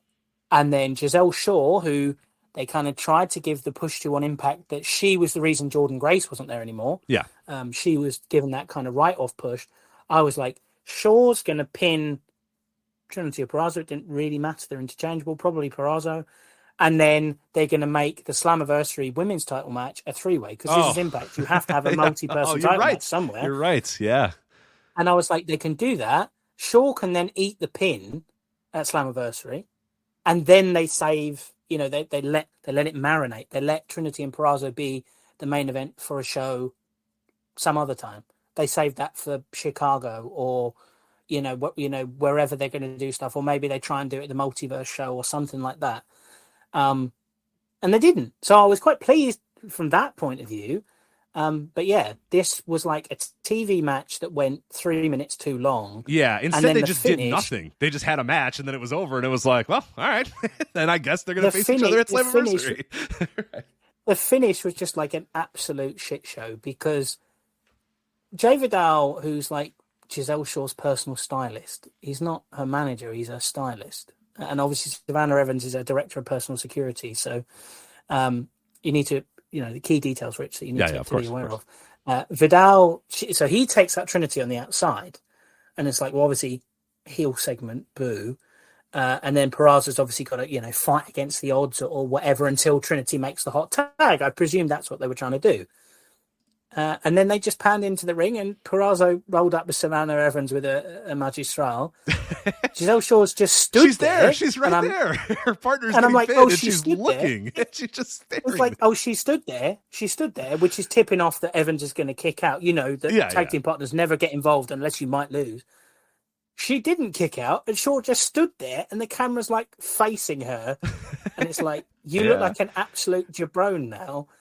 And they obviously, they tried to salvage things with a beatdown, and Trinity ran them off or whatever. But yeah, it just sucked, and the crowd didn't know how to react.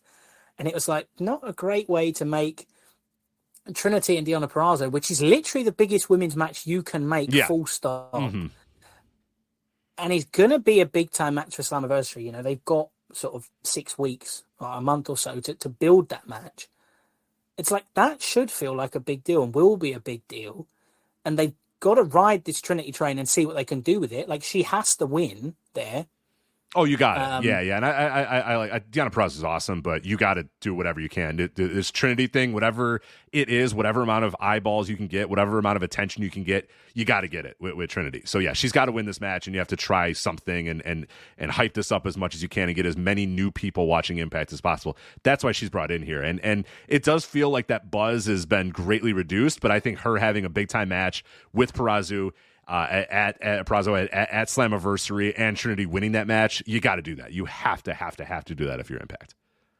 Yeah, and then in theory, Mickie James is going to come back, and for that casual fan, I hate that term, but if they can do Trinity against Mickie James on a big show, like that is going to attract attention because it's like, oh, it's Trinity who's got all those weird stands, and then Mickie James who.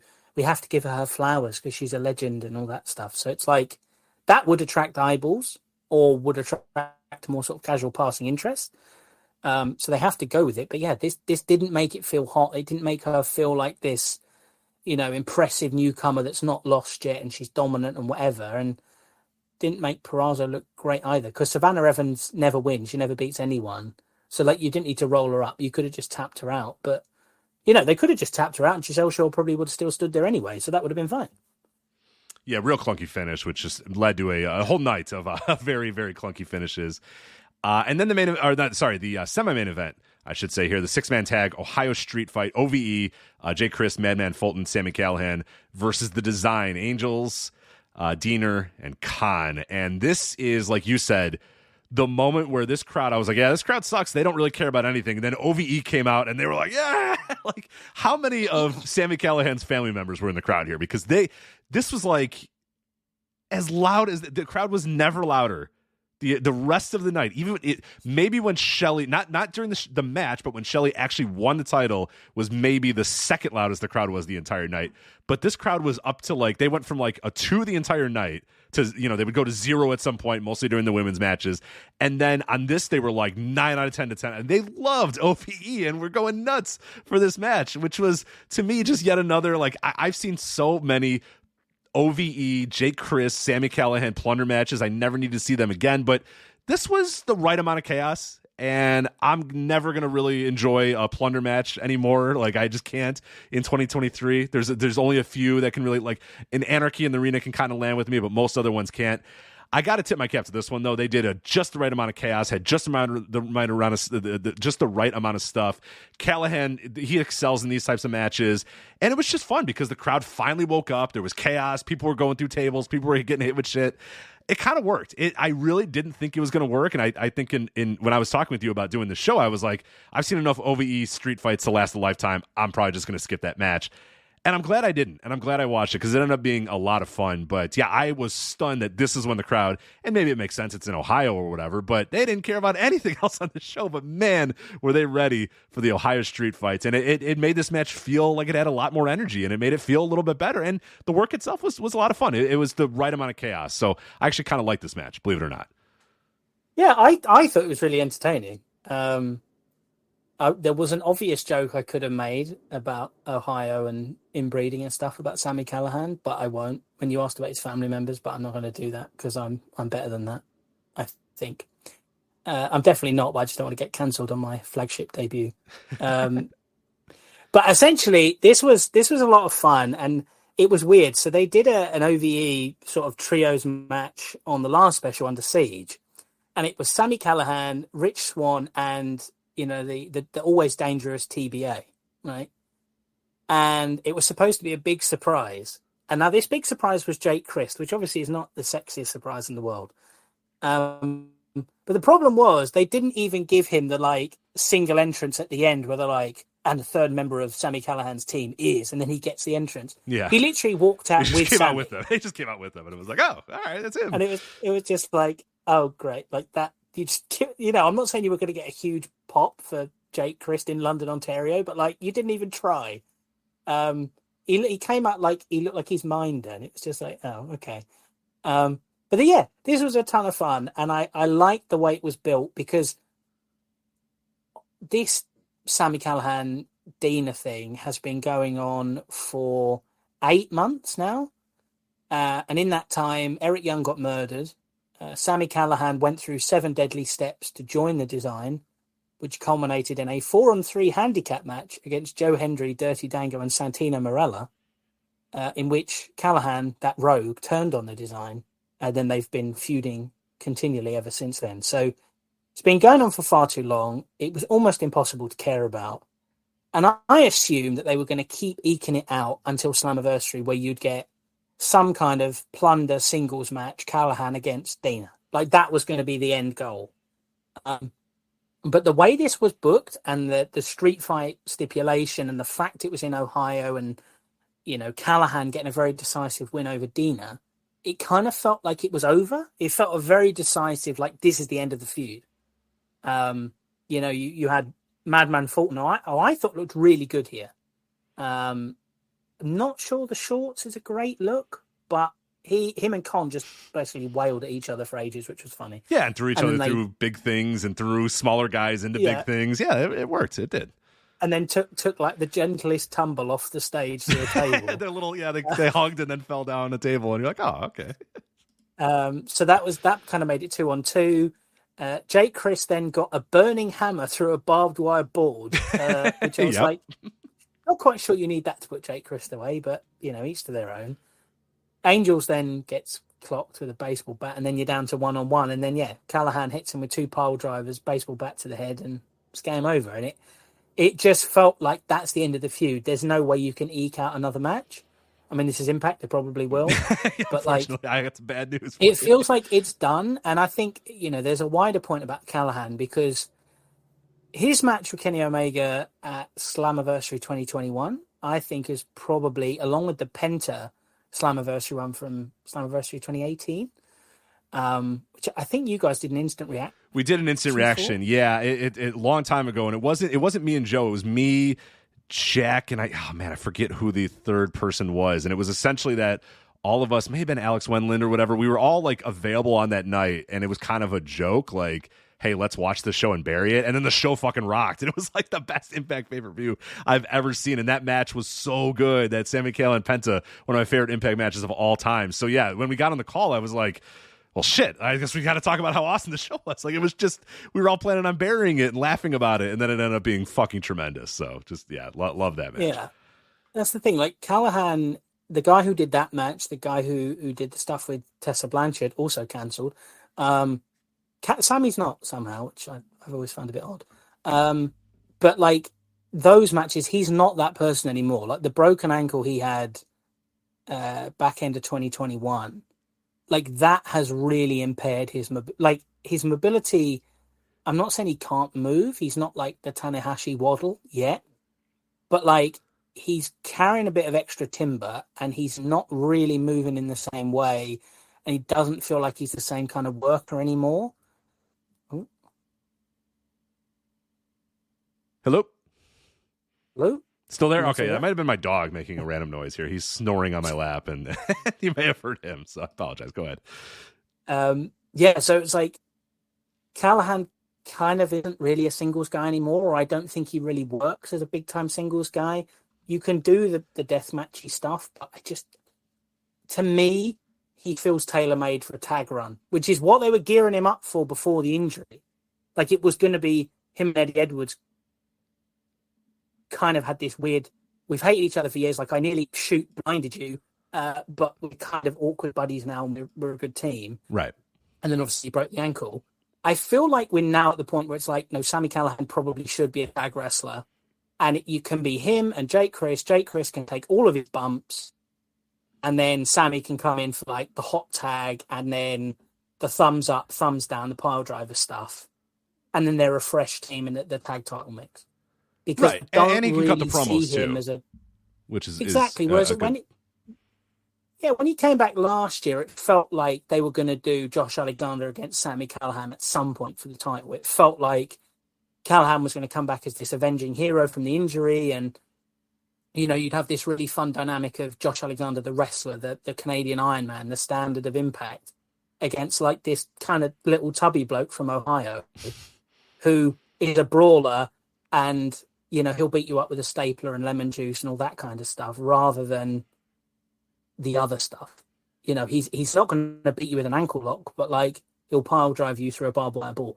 So I thought that's what they were going to do, and then I don't know whether they looked at him and just went, that's not the right play, or that was never going to be the play, and whatever. But yeah, to me, it's just like these matches prove like the tag setting is where he probably belongs, and I think Jake Chris has evolved a lot as a worker as well. So they want to bring him back. I think that's sort of a fun direction to go in, I would say, for Sami moving forward. For sure. So there we go. That is Against All Odds. That was the show. Again, like I said, more detailed review up at voicesofwrestling.com if you want to read that from Andrew.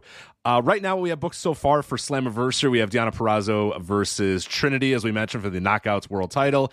And the Impact World title match, Alex Shelley versus Nick Aldis. And that's going to be in Windsor, Ontario, July 15th, like you said. So actually just 30 days from now, a month from now. So we got a couple more weeks until Slammiversary happens. And a few other things coming up for Impact. They did mention on the show that they're doing the Multiverse show again with New Japan Pro Wrestling. And Hiroshi Tanahashi was announced as a participant in that as well. That, I believe, is all we know for the Multiverse so far. But yeah, that's a good 1-2 punch for Slammiversary, and the way we said that Purrazzo versus Trinity is like the big match that company can do to try to get eyeballs, and I mean Shelley and Aldis is a cool match too. That's a match that I'm but that's one that I don't know that like somebody who's not watching Impact is really going to be that compelled to watch, but the Purrazzo and Trinity is definitely one to, you know, they need to put all the muscle they can behind that and advertising that and getting that out to the world to let people know that Trinity is here, Purrazzo's great, and they're going to go out there and have hopefully a really, really good match and hopefully end with Trinity winning and that being the culmination of a big-time moment and a good play by Impact, a great play to bring Trinity in. But, yeah, you got to finish that story there to try to get those extra eyeballs. But, yeah, Impact, you know, we haven't talked about it in a long time in the Flagship. I'm glad we did this, and there's some decent stuff going on there. It's still Impact. There's still obviously a ceiling there. I can't honestly tell you to drop, you know, whatever you're watching and watch Impact right away. But, you know, it's solid as hell wrestling with a pretty good roster. And Bully Ray's also there, too. So maybe go on DVR, and then you can skip the Bully Ray segments, and then things will be a little bit better. It's probably the best way I can sell it. But any other thoughts on Impact big picture stuff before we let you go to bed finally, Andrew? No, not really. I was going to say you said a more detailed review at the website, but we've just done a real I guess we did an hour and a half, minutes. So maybe it's not more detailed. Yeah, true. That'd be a big review. That's a detailed review there at the website. But you know what? You send a man enough suggestive Slack messages about talking about Impact on the Flagship, and eventually you get what you want. You have to give the people what they want. Exactly. You got to do it. Exactly. I think Slammiversary will be an interesting show. I think, you know, there's probably going to be a multi-person match somewhere. I would imagine that's probably going to be the X Division because there's no obvious contender for Sabin, so it feels like an easy thing to do, you know, Ultimate X or a ladder match or something like that. And I mean, they're going to Australia because they're filling in for New Japan in Wagga Wagga, New South Wales. Right, which I never knew was an actual real town, and it's real. Yeah, I always thought that was like some lingo. Or no, it's called Wagga Wagga, New South Wales. That can't be a real place. But, Wagga Wagga. Yeah, it's like they're doing 2 shows there, which is fine. You know, they're filling in for New Japan. They're doing them a solid. Steve Macklin's going to be there. The Guns are going down there. Ace and Bay are going down there. And those shows are on Fight. So I presume they're actually going to be like fairly well fleshed out proper shows. I don't know what they're going to look like, but my hope is that we get to see Slex, the business, in an Impact ring. God, I hope. Yeah, we should. We need to. And we I know need to. If they want to do business, that's what they're going to call, for sure. Well, that's the thing. They're doing like a tryout thing, I think, while they're there for talents to impress Scott D'Amore. Well, obviously, we know the way to impress him is put him through a burning table. Right, then you get a title shot. So, yeah, everybody's going to be lining up. Yeah. But look, if they're trying to sign guys and there are guys down there, I honestly would beg that they just sign the Velocities because it's just like nobody else seems to want them. Yeah, I don't know why. Like, yeah, they were here WrestleMania weekend and like one company booked them and then everybody let them go and just hang around all weekend. Make a play and put them in the ring with Ace Austin and Chris Bay. That's all I want to see. Ooh, yeah. That and Slex, and I would be very happy. Yeah. And then, yeah, I mean, that weekend in Australia, obviously there's a live podcast at the end by Conrad Thompson as well, which obviously I'm sure the people of Wagga Wagga are going to pop for. But, yeah, they've got that. They're going back to Canada for Slammiversary. And then, yeah, you've got the Junior Festival, which I assume they're going to be involved with, and then the Multiverse show as well. So they've got some cool stuff going on. The 2 Chicago shows, too, in the end of July. Hopefully I'll be able to attend one of those. Emergence coming up in August. Like you said, the episode 1000 taking place in the iconic home. When you think of Impact Wrestling and you think of TNA Wrestling, you think of White Plains, New York, the Westchester County Center in White Plains, New York. The first thing you think of when you think of Impact. Yeah, that's where they're doing episode 1000. Victory Road. And then 2 weeks after Impact Wrestling 1000, they're in Memphis, Tennessee. It's like, what do you know? No, dude. From Mid-South Mayhem. That would have been better if episode 1000 was in Tennessee. But that's yeah, but the problem is, what worries me is like White Plains, New York. Does that mean Bully's going to be like a large part of 1000 because he's the New Yorker? Yes, probably. I've just spoken it into existence. I feel like me speaking that into existence is just like the end of any big picture thoughts anyone could have on Impact. So, thank you a lot. That's probably That's a wrap for me. That probably is a good time to send you away. You're getting delirious now. You're getting too tired. You're getting delirious. You've lost all control. But Andrew, thank you again for coming on here and helping us review Against All Odds, talk about the current state of Impact Wrestling. Before we go, if you want to just get your plugs out of the way again, where people can follow you, where they can read your work, and any of that other good stuff. Yeah, you can find me on the Voices of Wrestling Discord. I'm usually in the weird places like Impact, NWA, MLW. Or you can follow me on Twitter at amsinclair97 if that's your thing. As I say, you can read my work at Voices of Wrestling, and if you've got the time, check out the Rosie piece I did, because that to me is the power of wrestling and why wrestling can be a really positive and helpful thing, and why it's been a big part of my life for more than 20 years. So, yeah, that's my plugs, I think. And yeah, thank you very much for having me, Rich. No, man, thank you so much for coming on here. This is great. Long overdue to talk Impact here, so nobody better than Andrew Sinclair. Again, voicesofwrestling.com, read his work there, and I will try in the show notes. I always say that I'm going to do that, and then I wake up the next morning and I completely forgot what happened on the show, but I wrote down, I'm going to make a note to do that, put the Rosie one in there. But Andrew, thank you again for coming on here. Thank you again for helping us talk about Impact Wrestling, and you have yourself a very good night, sir. Thank you very much, Captain.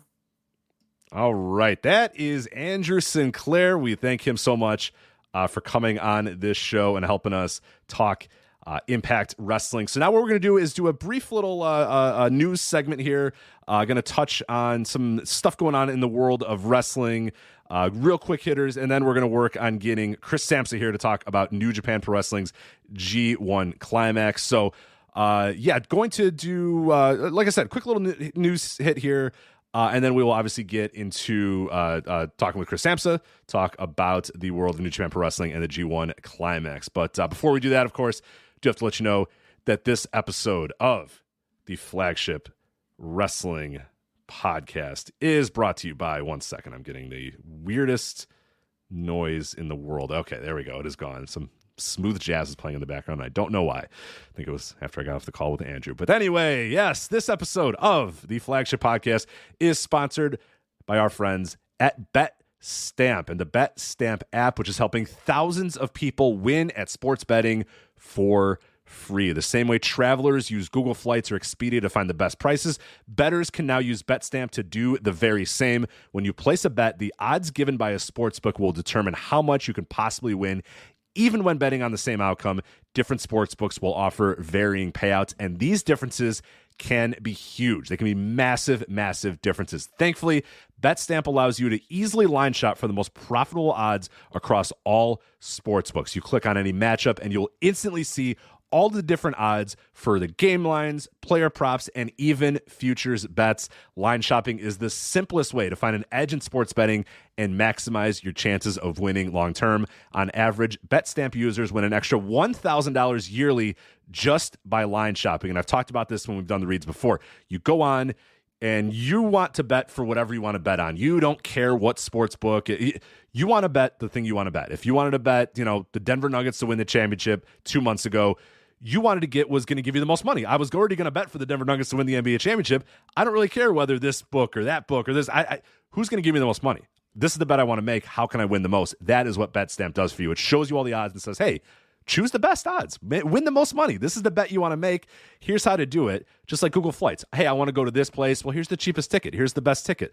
Who cares if it's from this airline or that airline or whatever? Get the best price.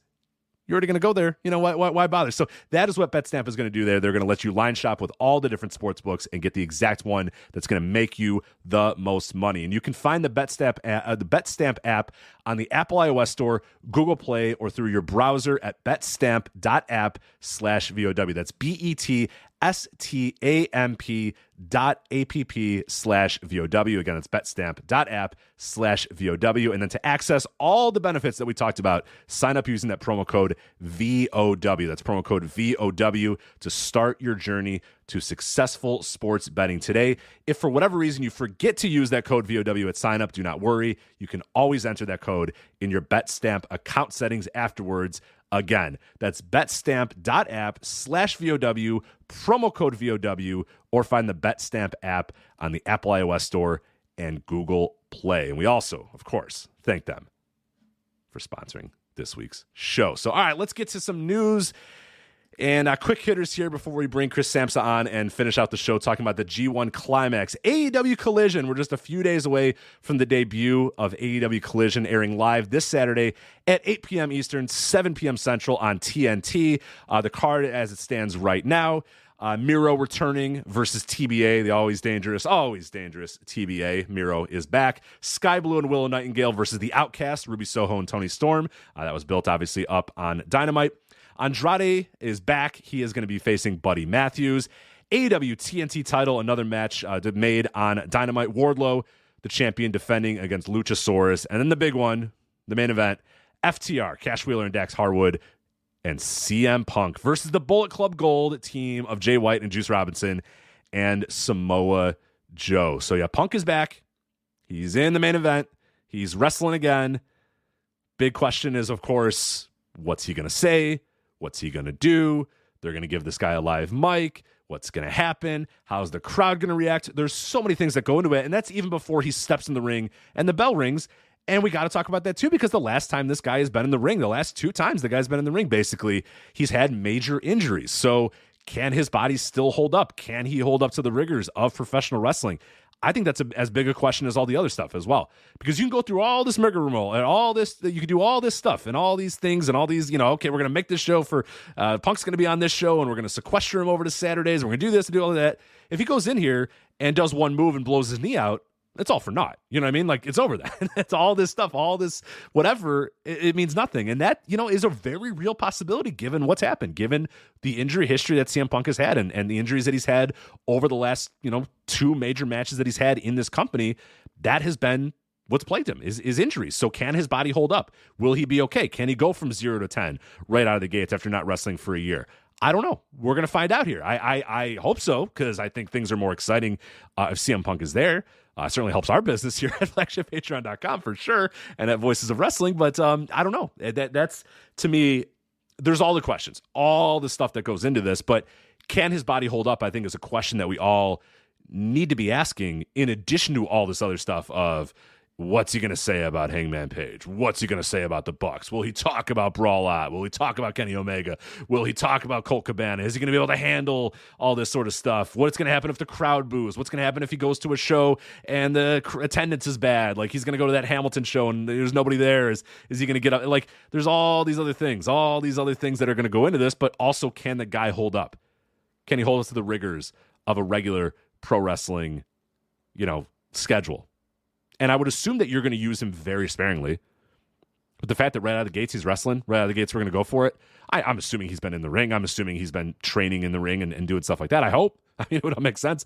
I would certainly hope he is. But it's a question that needs to be asked given what we've seen from CM Punk in his last few major matches. But as of 4 days ago, and I was just checking, I did not see any update from WrestleTix yet. But as of 4 days ago, the count for the United Center show, current setup for that show is 10,214.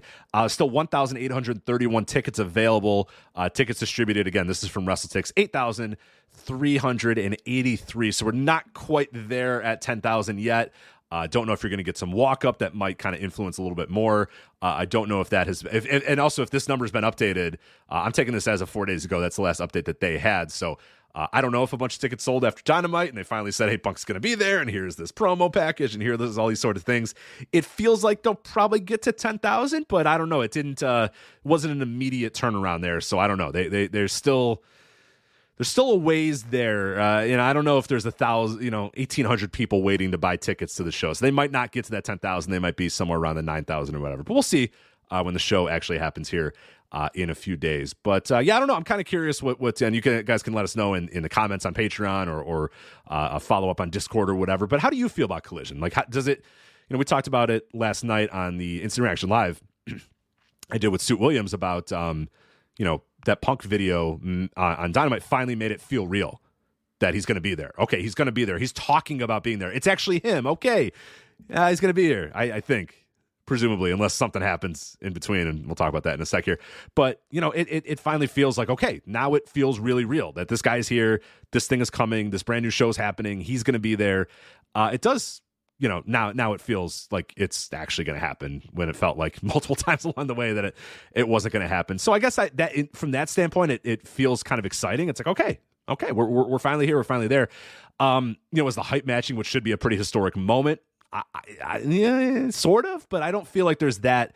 I feel like everyone's kind of walking on eggshells about this. Like there's no, this might just be my corner of the internet. It might be the kind of people that listen to the Flagship and go to Voices of Wrestling or contribute to Voices of Wrestling, but it doesn't feel like out and out people are excited about this or like anticipating, oh man, here we go, CM Punk is back. Like it mostly just feels like everyone's just kind of like, is this gonna work? How's this gonna, like, I don't know anybody, and there might be people out there, I'm sure there is.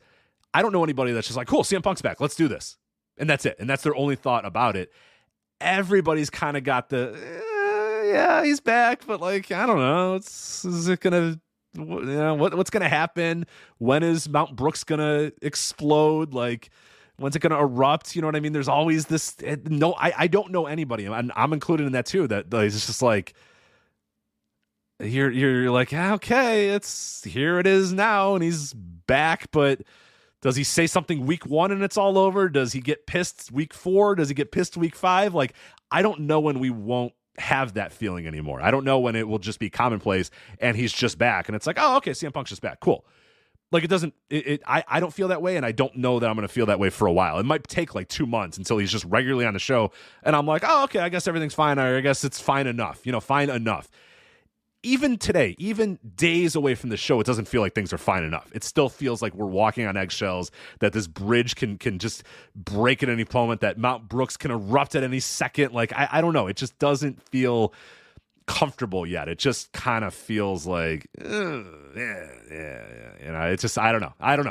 Maybe it'll all change when he comes out on Collision and everyone's cheering and stuff. But yeah, I don't know. There's just so many questions about CM Punk and I don't know. I guess I'm feeling excitement for the show because I think it's going to be interesting and it's going to provide a lot of content for us, but I can't say that I have like the, all right, here we go, slap my hands together, CM Punk's back thing. Because it's more just like, all right, let's strap in and see how this roller coaster goes. You know what I mean? It's just like you're at a roller coaster and the things come down, they're like chink, and you're locked in. And you're like, all right, let's see, let's see where this thing goes. Let's see the ups and the downs and the near misses. And ultimately, I don't know how it's going to end. I have no idea how this roller coaster is going to end. But strap in and go along for the ride. But obviously, that is coming up on Saturday. We have mentioned as well, you're going to get some sort of reaction for Collision. I cannot guarantee that it's going to be an instant reaction live because I'm going to be gone during the day. I'm going to be driving back. I will more likely than not, be home and able to watch all of Collision and able to go live immediately after the show with Joe. But just in case, we don't want to sell you guys on a $10 subscription and then not deliver that we felt that was bait and switchy. We don't want to do that. So you are going to get some sort of reaction audio. You will know about it on Saturday, what we're going to do. If you're a subscriber already, just check your email, check Patreon, stick with us on social media, stick with us on the Discord. You will know what we're going to do on that night. But for those that are free listeners and aren't subscribed to Flagship Patreon and you're like, I want to know what you guys are doing for Collision, something. It will either be Instant Reaction Live, which is on our $10 tier, and that will go live immediately after Collision. If we don't do that, though, if for some reason I'm running late, can't watch the show on time, we will do Instant Reaction a couple hours after Collision. We don't call that one Instant Reaction Live. Joe and I just record that one and put it up on our $5 tier over at flagshippatreon.com. So that's what you're going to get, one of those two things. So if you want to subscribe anyway and get Instant Reaction Live for AEW Dynamite from last night, a great episode, myself and Suit Williams, and all the other bonus content that we have over at flagshippatreon.com, you can do that, and you're going to get Collision something. You're going to get Instant Reaction Live, or you're going to get the $5 Instant Reaction show at some point after Collision. If you're like on the fence about it, you're not quite sure, then maybe just wait it out and see what we do. We will tell you on Saturday. You will be able to know on Saturday what we're going to do, or if you want to just go $5 and say, you know what, I'll get something for $5. You can do that too. But we don't want to sell anybody on exactly what we're going to do with Collision because we don't know for sure what it's going to be. But again, I am relatively certain that I will be home and everything will be okay to do the Collision thing.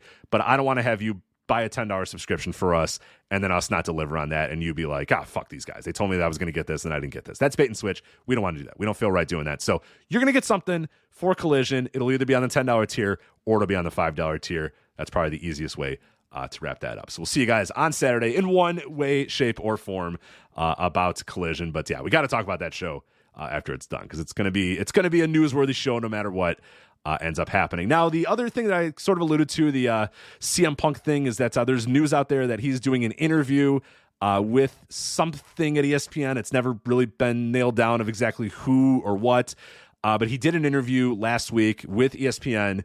We were able to get information about this interview a little bit. We didn't know a ton about like the exact subject or what was exactly said.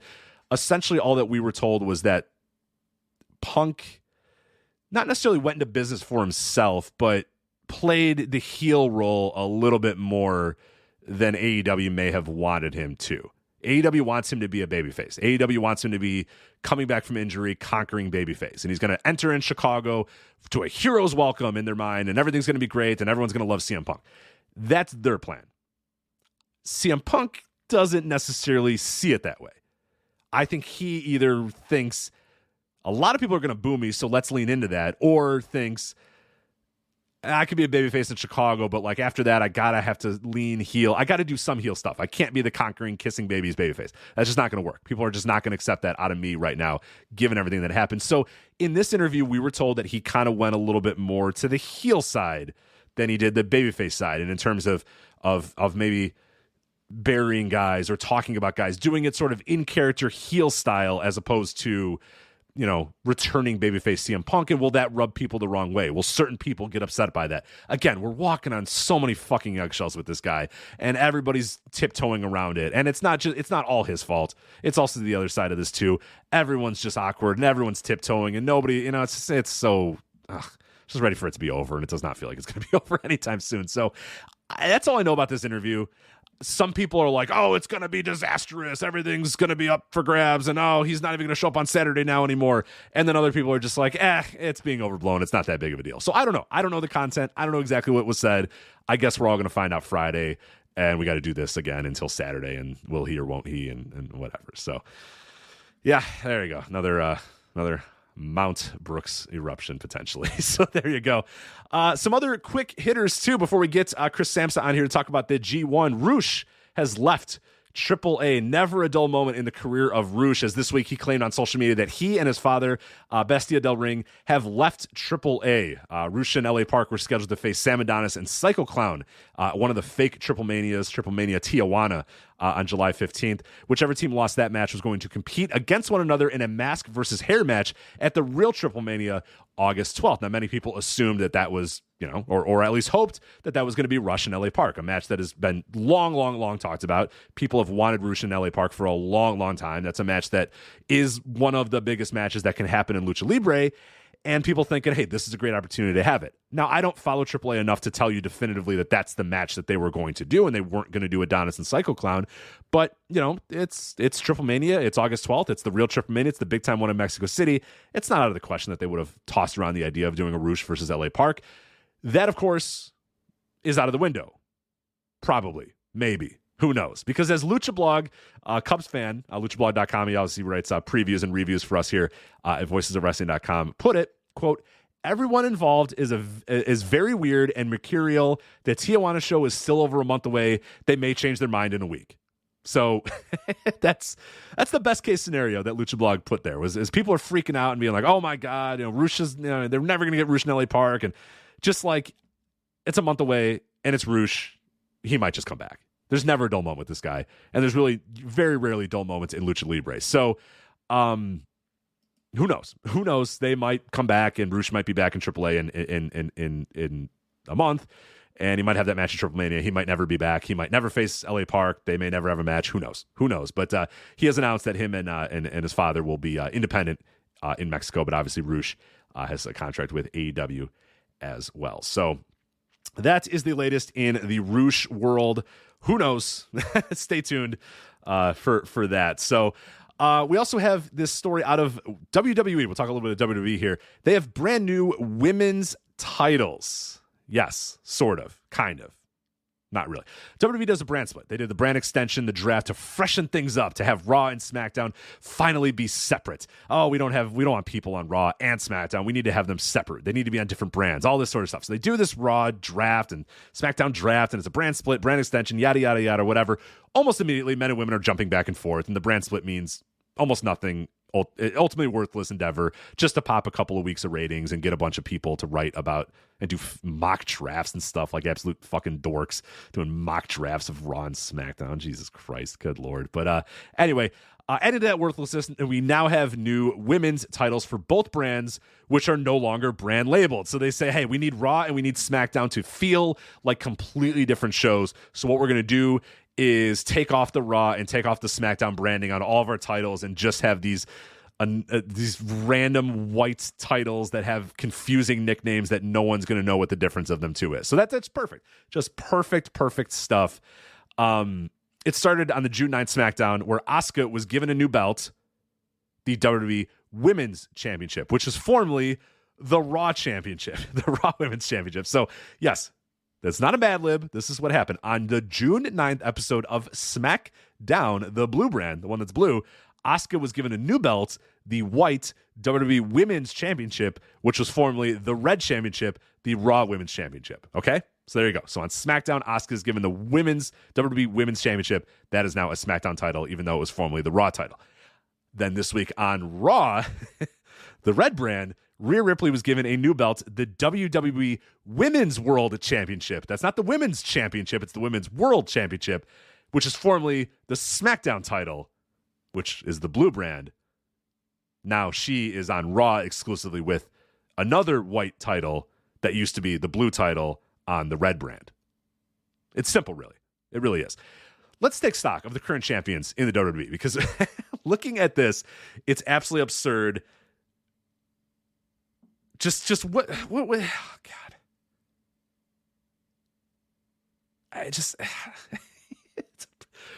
It's not, why is this so hard? It's not that hard. It's not that hard. What are you doing to these titles? What are you doing to your history? Why are you doing this? I shouldn't care. It's WWE. I shouldn't care, but for some reason I'm just like, come on. Why are you decimating your history this way? Like we did the Iron Sheik episode last week, and I'm watching old Iron Sheik matches, and they announce him as the former world's heavyweight champion, and it's like, oh, this man was once the world champion. In WWF, they said the former WWF champion. They used it all the time for him, and it was a big deal because there wasn't that many of them, and it was the one big title, the main title in the company. And then Iron Sheik would get booked in places all for another 20 years. And they'd say former WWF champion, the Iron Sheik. And it was like, whoa. Because there wasn't that many of them. And it was one title. And it was the top title. And it meant something. They have decimated this history and this lineage. What the fuck have they done? So you have the undisputed WWE Universal Championship. That, of course, is the unification of the WWE Championship and the Universal Championship, which is forming the undisputed WWE Heavyweight the undisputed WWE Universal Championship, which is held by Roman Reigns. This title is SmackDown exclusive for now, and Roman also got a new belt since he was carrying around both sets of titles before, and now they just gave him one title, and he's the undisputed WWE Universal Champion. Then you have now the World Heavyweight Champion, Seth freaking Rollins, who beat AJ Styles at the Blood Money show to win that title in its inaugural, instance here of the World Heavyweight Championship. So the brand new title. It's a brand new title with no lineage, no background, nothing. The World Heavyweight Championship. It's brand new. Seth freaking Rollins has it. There we go. Women's World Championship. We talked about that. That's Rhea Ripley. Intercontinental Championship. Gunther is your Intercontinental Champion. He won this, of course he did, as a member of SmackDown, the blue brand, but now he's on Raw, the red brand, so now it's a red branded title, I guess. There you go. It's simple, really. WWE Women's Championship, that is Asuka. So there's the Women's World Championship, and that's Rhea Ripley, and then there's the Women's Championship, and that's Asuka. Similar to how, not actually similar, because Roman Reigns is the undisputed WWE Universal Champion, so it doesn't follow the same pattern. I don't know. Don't ask me. Not sure. United States champion Austin Theory. You're never going to believe this. He won it as a member of Raw, the red brand, but now he's on SmackDown, which is the blue brand. God damn it. Then we have the NXT Women's Tag Team Championship. Alba Fire and Isla Dawn. If you're wondering, wait, NXT Women's Tag Team Champion, why do we care about that? Aren't you talking about main roster titles? I am. Because the NXT Women's Tag Team title is now a SmackDown title, the blue brand, when Fire and Dawn got drafted to the SmackDown brand. Now, it hasn't been defended since May, and the idea here is that they are eventually going to unify them in a match against the WWE Women's Tag Team Champions, Ronda Rousey and Shayna Baszler. That match is apparently going to happen June 23rd. Mark your calendars. Can't wait. Get into it. So there you go. So Ronda Rousey, we'll skip ahead then. WWE Women's Tag Team Champions, Ronda Rousey and Shayna Baszler. And then your undisputed WWE Tag Team Champions, Kevin Owens and Sami Zayn. They defeated the Usos at WrestleMania. They technically hold both the Raw and SmackDown Tag Team titles, but they are recognized as the undisputed WWE Tag Team Champions. There has to be an easier way. There has to be an easier way. There just has to. What are you doing to your history? What are you doing to your lineages? How does anybody make sense of this? Why? I don't get it. And then what they're going to do in a little bit, they're going to take half these titles away. And people are going to care again. Oh, it's so good that there's just one title again. And they'll bring another title away. And then people say, oh, it's so good there's finally another title again. It's just like they just, oh, God. And people just fall for this hook, line, and sinker every single time. And just, oh, my God. It's just so many unifications and undisputeds and worlds and, what? There has to be an easier way. There just has to be. And I'm not even going to get into the NXT titles. I don't even want to talk about this anymore, so I'm going to move on. WWE has ended their exclusive negotiating window. Andrew Marchand of the New York Post was the first to have this. He announced that WWE's exclusive negotiating window with NBC Universal and Fox has expired, and the company is now free to explore and negotiate new TV deals with any network or broadcasters that they would like. He mentioned that a lot of different places have expressed interest, including Amazon and Disney. The Disney mention came not with ESPN, though. If you're thinking, oh, okay, that makes sense. ESPN's got UFC. That might be a good spot for WWE. They did not mention, or Marchand, I should say, did not mention ESPN, but rather FX as a potential home for WWE if Disney were to get in the mix. Now, that is interesting because you might be thinking FX, but you said that Universal and Fox at Disney. I didn't really even know this either, but now it makes sense given, where all the FX content is. But Disney owns FX now, not Fox. Even though FX is Fox without the O, Disney owns FX now, not Fox. It's very weird, very strange, but that's all you need to know. So Disney potentially making a play potentially on FX. Gave a few dark horses as well. Apple was mentioned as a potential dark horse for this negotiating window or negotiating these new TV deals. And then an even real dark horse, an even darker horse that Marchand brings up, Warner Brothers Discovery, which, they got money. They like live sports. They have AEW. Do they replace AEW with WWE? Do they bring both on? Who knows? He mentioned it as a dark horse, though. He said that it's not out of the question that Warner Brothers Discovery gets in the mix here. I don't really see why they would do that. You're already paying less money, for a relatively competitive wrestling property. But I guess if you want even more live sports, if Warner Brothers Discovery wants more live sports on their docket, you can add WWE. Now, I don't know what that does for AEW. I don't know if they're super happy being second fill on Warner Brothers Discovery or whatever. But that's a real dark horse. You're looking at NBC Universal, Fox, Amazon, Disney, Apple, all these other big conglomerates are all involved as well. So who knows where exactly it's going to go, but that's an interesting little note there from Andrew Marchand in the New York Post. Money in the Bank, last WWE topic here. Money in the Bank is coming up July 1st from the O2 Arena in London. Card is starting to take a little bit of shape here. We have the Money in the Bank ladder match for the men's championship contract. Damian Priest, Ricochet, Shinsuke Nakamura, LA Knight, Santos Escobar, and Butch. Then the Money in the Bank ladder match for the women's contract is Bayley, Zelina Vega, Becky Lynch, Zoe Stark, Io Sky, and the Always Dangerous to be decided. We also have Cody Rhodes versus Dom Mysterio. Yes, Cody Rhodes versus Dom Mysterio. And then finally, World Heavyweight Championship, Seth freaking Rollins defending the title against Finn Balor. So there you go. That is Money in the Bank shaping up already, getting started in a bit there. So July 1st. Last little news hit I will do before we get into the New Japan section of the show is some turmoil in the Chicago independent wrestling scene. It's been a very bizarre week in the Chicago indie scene. For those that follow, last weekend, the morning of their scheduled show at Chicago's Irving Hall, AEW announced that the show had been canceled because Irving Hall had been shut down. And then later came out that Freelance Wrestling, which is another prominent Chicago indie, who were running Irving Hall the night prior, had inspectors show up during their show at Irving Hall. Show up and say, all right, this thing's got to stop. You guys got to go. You don't have a building code, whatever it may be. We'll get to that in a bit. Freelance was able to kind of say, hey, well, hold on a minute. Let us finish our show, and was able to do the remainder of the show before the building was ultimately shut down. So now Freelance and AEW are competitors in the marketplace, in the Chicago indie scene. They work together to try to find a venue for AEW to do their Saturday show. There just wasn't enough time to get everything settled, and AEW had to cancel and give refunds to everybody who had a ticket. Now, there's a bit of background here as well.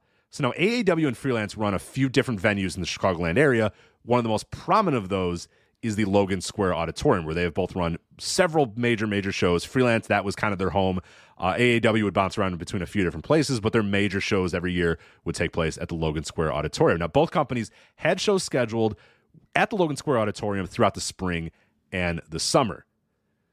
Then Logan Square Auditorium got an offer to host Star Wars Burlesque. I am not kidding. Star Wars Burlesque said, here's money. Can we rent out the Logan Square Auditorium? And the Logan Square Auditorium said, yes, you can. Thank you. And told the wrestling companies to kick rocks and find a new spot for the spring and the summer. Even though they had already sold tickets, even though they had already told people they were going to be at the Logan Square Auditorium, even though they already agreed to dates with the Logan Square Auditorium, Logan Square said, we got Star Wars Burlesque, hit the road, we don't really care. Come back when we're done with the Star Wars Burlesque, but for now we don't really need you guys. We got Star Wars Burlesque coming in. I'm not kidding. Star Wars Burlesque. That's what it was. And it was there for, I think it's still there. It might have been there for 2 or 3 months or whatever. It's insane. Now, what happened is the owner of the Logan Square Auditorium also owns this other venue called Irving Hall. And now they've never run Irving Hall. I had never been to Irving Hall. I went there for a show a couple weeks ago. Really good venue. I seem to like it. It seemed to work. It seemed like a good place. It was in a decent location. I was able to get there and back pretty quickly. So I was like, hey, if this is their new venue, this is the new spot, works out for me. They presented Irving Hall as a backup option for both companies to run shows. You can still be in Chicago. You can still play to your main base in the city of Chicago. And hey, it's a venue that I own and you've worked with me before, so that's fine. Okay, so they run Irving Hall. AEW ran Irving Hall. Freelance ran Irving Hall. Now, some residents in the area had started to realize that Irving Hall, which is usually doesn't have a whole lot of stuff going on, certainly not major wrestling events, started to get a lot of activity before and after shows, and noise complaints followed, and people saying, hey, what's going on here? There's like big events going on at Irving Hall all the time. Like, when did this all of a sudden happen? How is this happening? So city officials went to go check on the facility during that Friday show that Freelance had, and they find out that, whoops, Irving Hall doesn't have a live event license and thus has to be shut down. They did not buy a license. They did not get the right approval to run live events. Now, did they just not know they didn't have that? Was it just completely ignorant? I don't know what it is. I don't know. I don't know what the whole background of that is. All I know is that Irving Hall didn't have a live event license and was running live events. So the city of Chicago came in and said, you can't run live events without a live event license, and thus was shut down. Now, of course, again, this is the guy that runs Logan Square Auditorium as well, that also owns this building, and told these wrestling companies, hey, try Irving Hall. That'll be a good spot for you. Did he know full well they didn't have a live event license? Probably. That kind of sucks. So he let them out to dry by saying, fuck you, go, Star Wars Burlesque is here. We don't really need you anymore. And then left them out even more to dry to say, hey, run this venue that doesn't have proper licensing. So not good. Not great at all. And AEW sent out an email this morning to past ticket buyers that stated, quote, for the first time in AEW history, a venue owner's negligence has brought on the biggest financial hardship we have ever faced. We have been doing business with the owner of the Logan Square Auditorium, Irving Hall, since 2015, and it is sad to say the trust has been broken. So there you go. Just an insane story there. But it gets even more ridiculous and more, kind of unfortunate for AEW and Freelance Wrestling and really the entire, Chicago wrestling scene, because Logan Square Auditorium was plenty of shows ran there, and that was a good venue, a centrally located venue.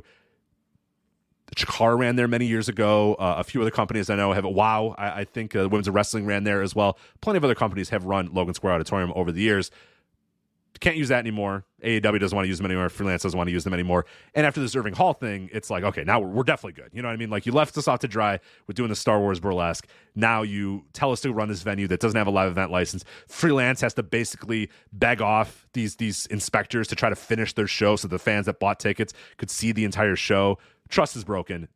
That seems like that's going to be done. So those are two major venues, or at least one major venue that's just done for AEW and Freelance, for any other companies in the Chicagoland area. To compound these issues, AEW had another mainstay venue that they ran plenty of times, 115 Bourbon Street in Marionette Park, Illinois, just outside of Chicago.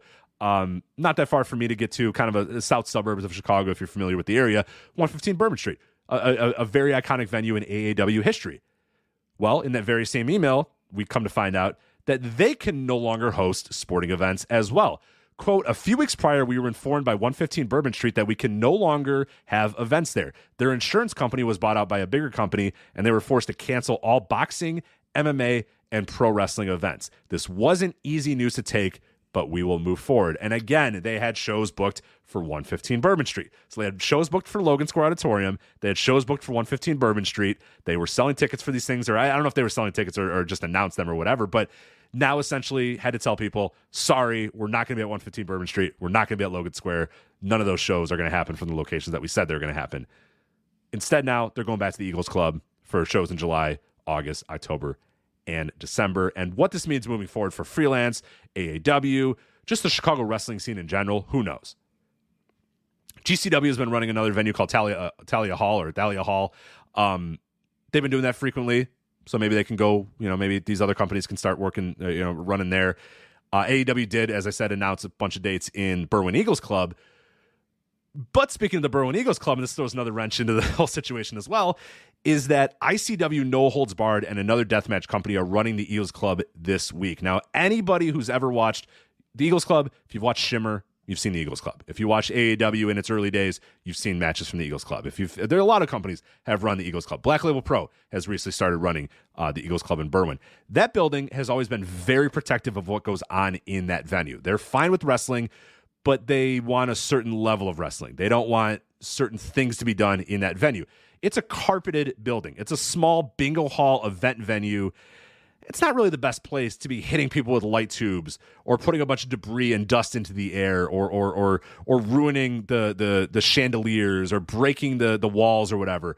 It's a fun venue. I love going to the Eagles Club. It's a really, really cool venue, but it's not one that really can be destroyed. It's not one that really they want a bunch of shit happening there, because the next morning they got to clean that thing out and do a bingo event for for the local residents or whatever. It's a building that's used by a lot of people. It's an Eagles Club. It's used by a lot of people. It's carpeted. There's not that great of ventilation. It's a cool venue, a great venue for wrestling. A lot of great memories in that building, but not exactly the place where I want to be 5 feet away from a bunch of light tubes, or I want a bunch of light tube dust in the air. Now, ICW No Holds Barred has said, because people have sort of asked, like, that's kind of weird you're running a deathmatch thing in the Eagles Club, or, do they know this? ICW and this other deathmatch company claims that the Eagles Club is well aware of what's going on this weekend and will have no problem with it. So stay tuned. I know people in that scene that do not think that the Eagles Club really fully understands what's going on there this weekend. People that I've talked to, people that are in that scene, people that wrestle in that scene, people that work, are all like, yeah, I don't know if the Eagles Club quite knows exactly what is happening on this show. That don't quite understand the level of violence and weaponry and all that sort of stuff that's probably going to happen. Now, is ICW No Holds Barred and that other deathmatch company, name escapes me, it doesn't really matter. I'm not going to watch them anyway. It's deathmatch. I don't need that in my life. Are they going to tone things down a little bit? Maybe. I don't know. But they seem to think that they've had a conversation with the Berwyn Eagles Club. They're good to go. So who knows? After this weekend, the Eagles Club might say, fuck it, we don't want wrestling either. And then I don't know where they're going to wrestle. They'll wrestle in my backyard or something like that. Who knows? Not a great time in the Chicago indie wrestling scene. But, all right. I think we are ready to take a quick break here and get Chris Samsa on to talk about the G1 Climax. So I'm going to take a quick break. You're going to hear some hold music in the background as I mute some things for a minute, get things all ready, but we'll be right back shortly with Chris Samsa talking about the New Japan G1 Climax and finishing this week's episode of the Flagship Podcast. So just stick with us for a minute. We will be back, and we will have plenty of fun discussions about the G1 Climax, stats, figures, all the other stuff. So enjoy the awful, awful, awful Cisco hold music. Be right back.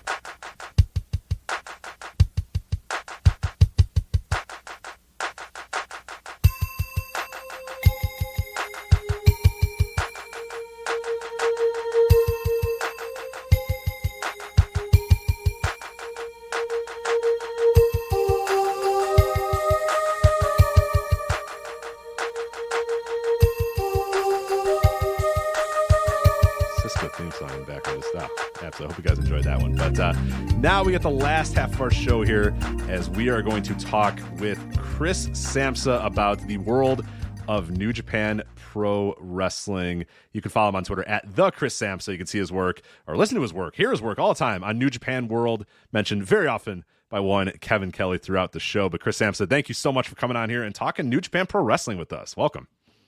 Hey, thanks for having me, even though I was, the third person that you asked to talk about the G1? Well, look, I wanted Damon, and you got to get, if you can get Damon, you got to get Damon. That's I agree. You always got to get Damon. And then Joel, I don't know, Jay Michael. I wanted to get Jay Michael because he's got just the weirdest thoughts about everything.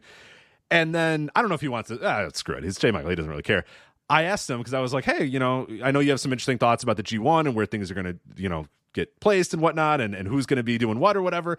Would you come onto the Flagship? And he goes, I would love to, but I have a fencing tournament to go to. Yeah. It's like, oh, and not attend. No, it's participate in. And he says, I have a real chance at a medal. And I was like, well, I can't take you away from that. So yes, he is fencing.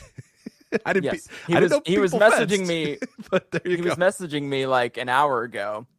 And I was like, we were just chatting. We were talking G1 stuff, of course, because he's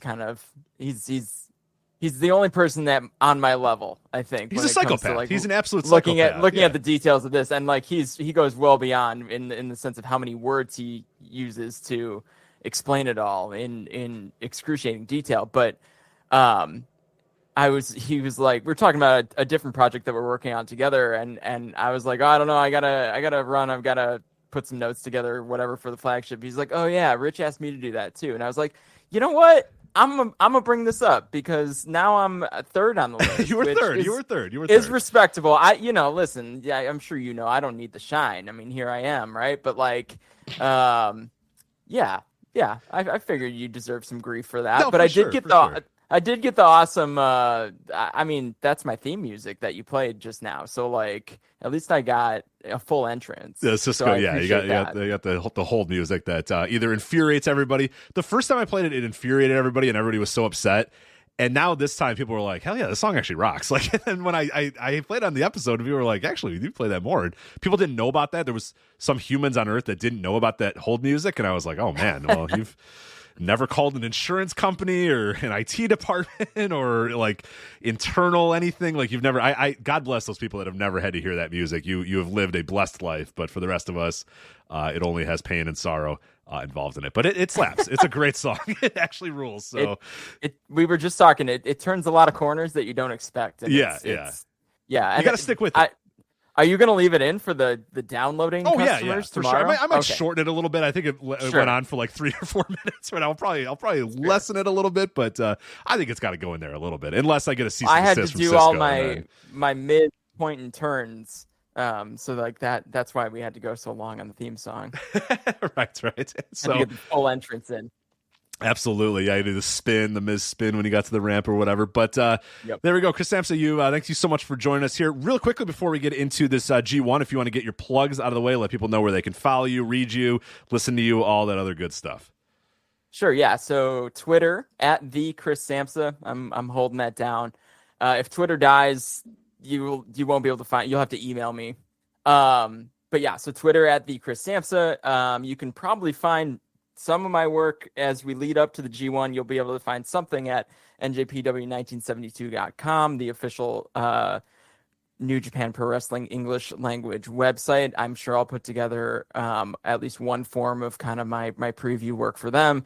And depending on the word limit that I get there, I will probably send some stuff over back to Voices of Wrestling, because I like to consider myself a seasonal contributor to Voices of Wrestling, and those seasons are G1 and Wrestle Kingdom when I want to really flesh out my work. So that's where you can find me coming up. There it is. So yeah, a lot of good stuff coming up with the G1, obviously, and now we previewed the G1 a little bit of last week on the Flagship, Joe and myself, about who was involved in it and all the names in there. And then we got blocks. So we got blocks, we got schedules. We're pretty much ready to go here, man. We're locked in. We just need to see the suit game when everybody shows up to the press conferences. We just need that the picture of everybody in the field. I hope we get again this year. 32 guys. It's gonna have to be a big picture, but that's all that's really left. And then the G1 itself coming up very soon here. But I want to talk a little bit about the blocks, the formatting of the blocks. And then what I really want to dig into, and this is obviously what you do for New Japan World and helping the commentary team and doing it for the website as well, is digging into a little bit of the numbers and what this sort of stuff tells us about New Japan Pro Wrestling. So for longtime listeners of the Flagship, people that have been around for Voices of Wrestling for years, you knew that we used to do the New Japan ebook. Many, many years ago. We did it for 5 or 6 years or whatever. And one of the reasons why we wanted to do it is that stats matter in New Japan Pro Wrestling. In the rest of wrestling, they don't really matter that much. You know what I mean? A lot of wrestling companies just do shit to do shit, book things to book things. Wins don't really matter. Card placement doesn't really matter. Past match histories don't really matter that much. AEW has changed that a little bit, but WWE does not give a shit at all about it. It means absolutely nothing. The indies, it's impossible to do. Old territory wrestling, a little bit, but not with any sort of care or understanding or whatever. Whereas New Japan Pro Wrestling, more so than any other company, All Japan did it a little bit in the 80s and 90s too, but New Japan Pro Wrestling, if you dig into the numbers of the win-losses, where people are placed on cards, where people, if they're main eventing or not main eventing, all these sort of things, and where they are, especially the G1 season. What do the final matches look like on the G1 night? I mean, what like you're able to kind of break down and sort of deconstruct a G1 and deconstruct the New Japan Pro Wrestling in a way that you can't do for any other wrestling company in terms of the stats and the figures and all that sort of stuff. And that's what you were able to do so well at sportofprowrestling.com and for New Japan World and stuff is digging even further in these numbers. We just did basic like win-loss records. Like, hey, these guys are really protected. They win a lot more than they lose or whatever. Like easy stuff like that. You've been able to kind of dig in a little bit more to that over the last couple of years for New Japan World and the website as well. And that has made it a lot more fun, too, to dig into New Japan Pro Wrestling stats and figures and stuff, because it all still matters. And it always matters in New Japan Pro Wrestling. And that's so cool that there's one wrestling company on earth that still really, really cares about every single win and every single loss matters. And who gets the pinfall in every single match matters. And who takes the loss in every single match matters. No result in that entire company at any point during the year is worthless or just, whatever, have that guy lose. Who cares? Everything is like, well, hold on a minute. That guy is the one that has to lose, and that's the guy that has to win. Even if it's a random 10-man tag, the guy who gets the pinfall and the guy who takes the loss, all that stuff matters. And in G1 season, it matters even more as well. So we're going to dig into a lot of that. You've compiled some numbers here that we're going to talk about. I'll let you kind of lead that as you go over a lot of the numbers and things that jumped out at you. But let's go over these blocks and discuss kind of our thoughts on every one of the blocks.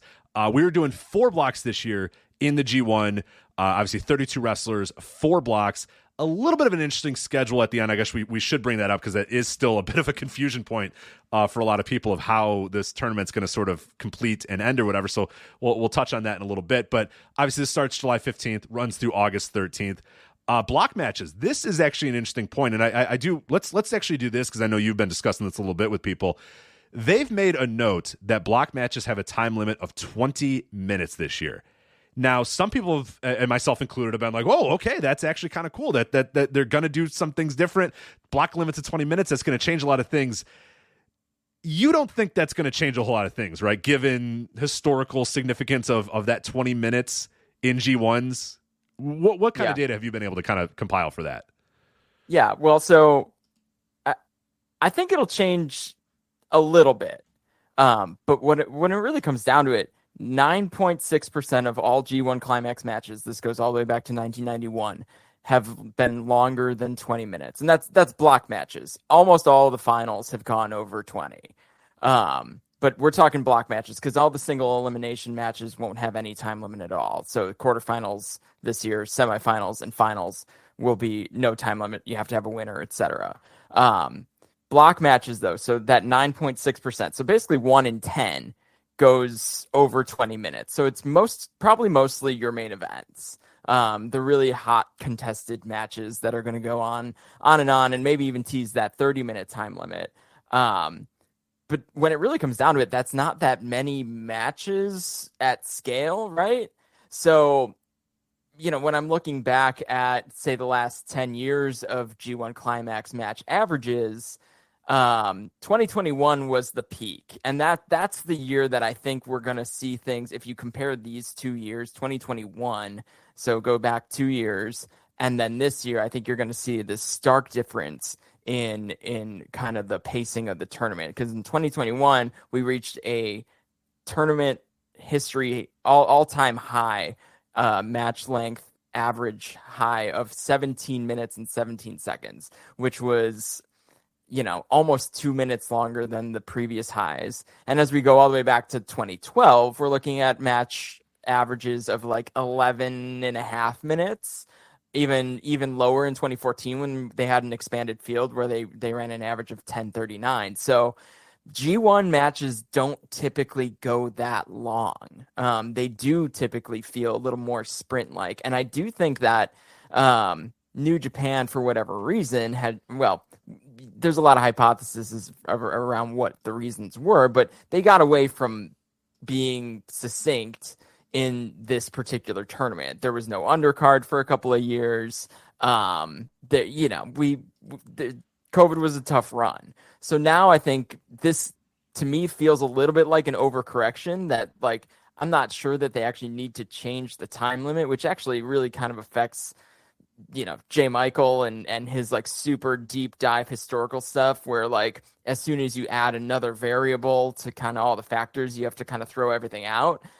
But as I've been saying in various different places throughout this year, this does feel like a pivot point for New Japan where we're turning some corners and we're trying some different things. And we're going to talk a lot about some different things that we're trying through the booking of the G1, but just changing the time limit adds another story to tell at some point throughout the tournament, right? So I think it's just enough, but I don't think it's going to feel all that different than your traditional 30-minute time limit G1, except maybe in those main events. But I think we're going to talk about main events in general coming up here soon, because the main event booking is odd, weird, to say the least. I don't know. There's no other way to say it. Yeah, I don't know what it's perplexing in some ways, but also like, how is this going to look? How is this going to work out?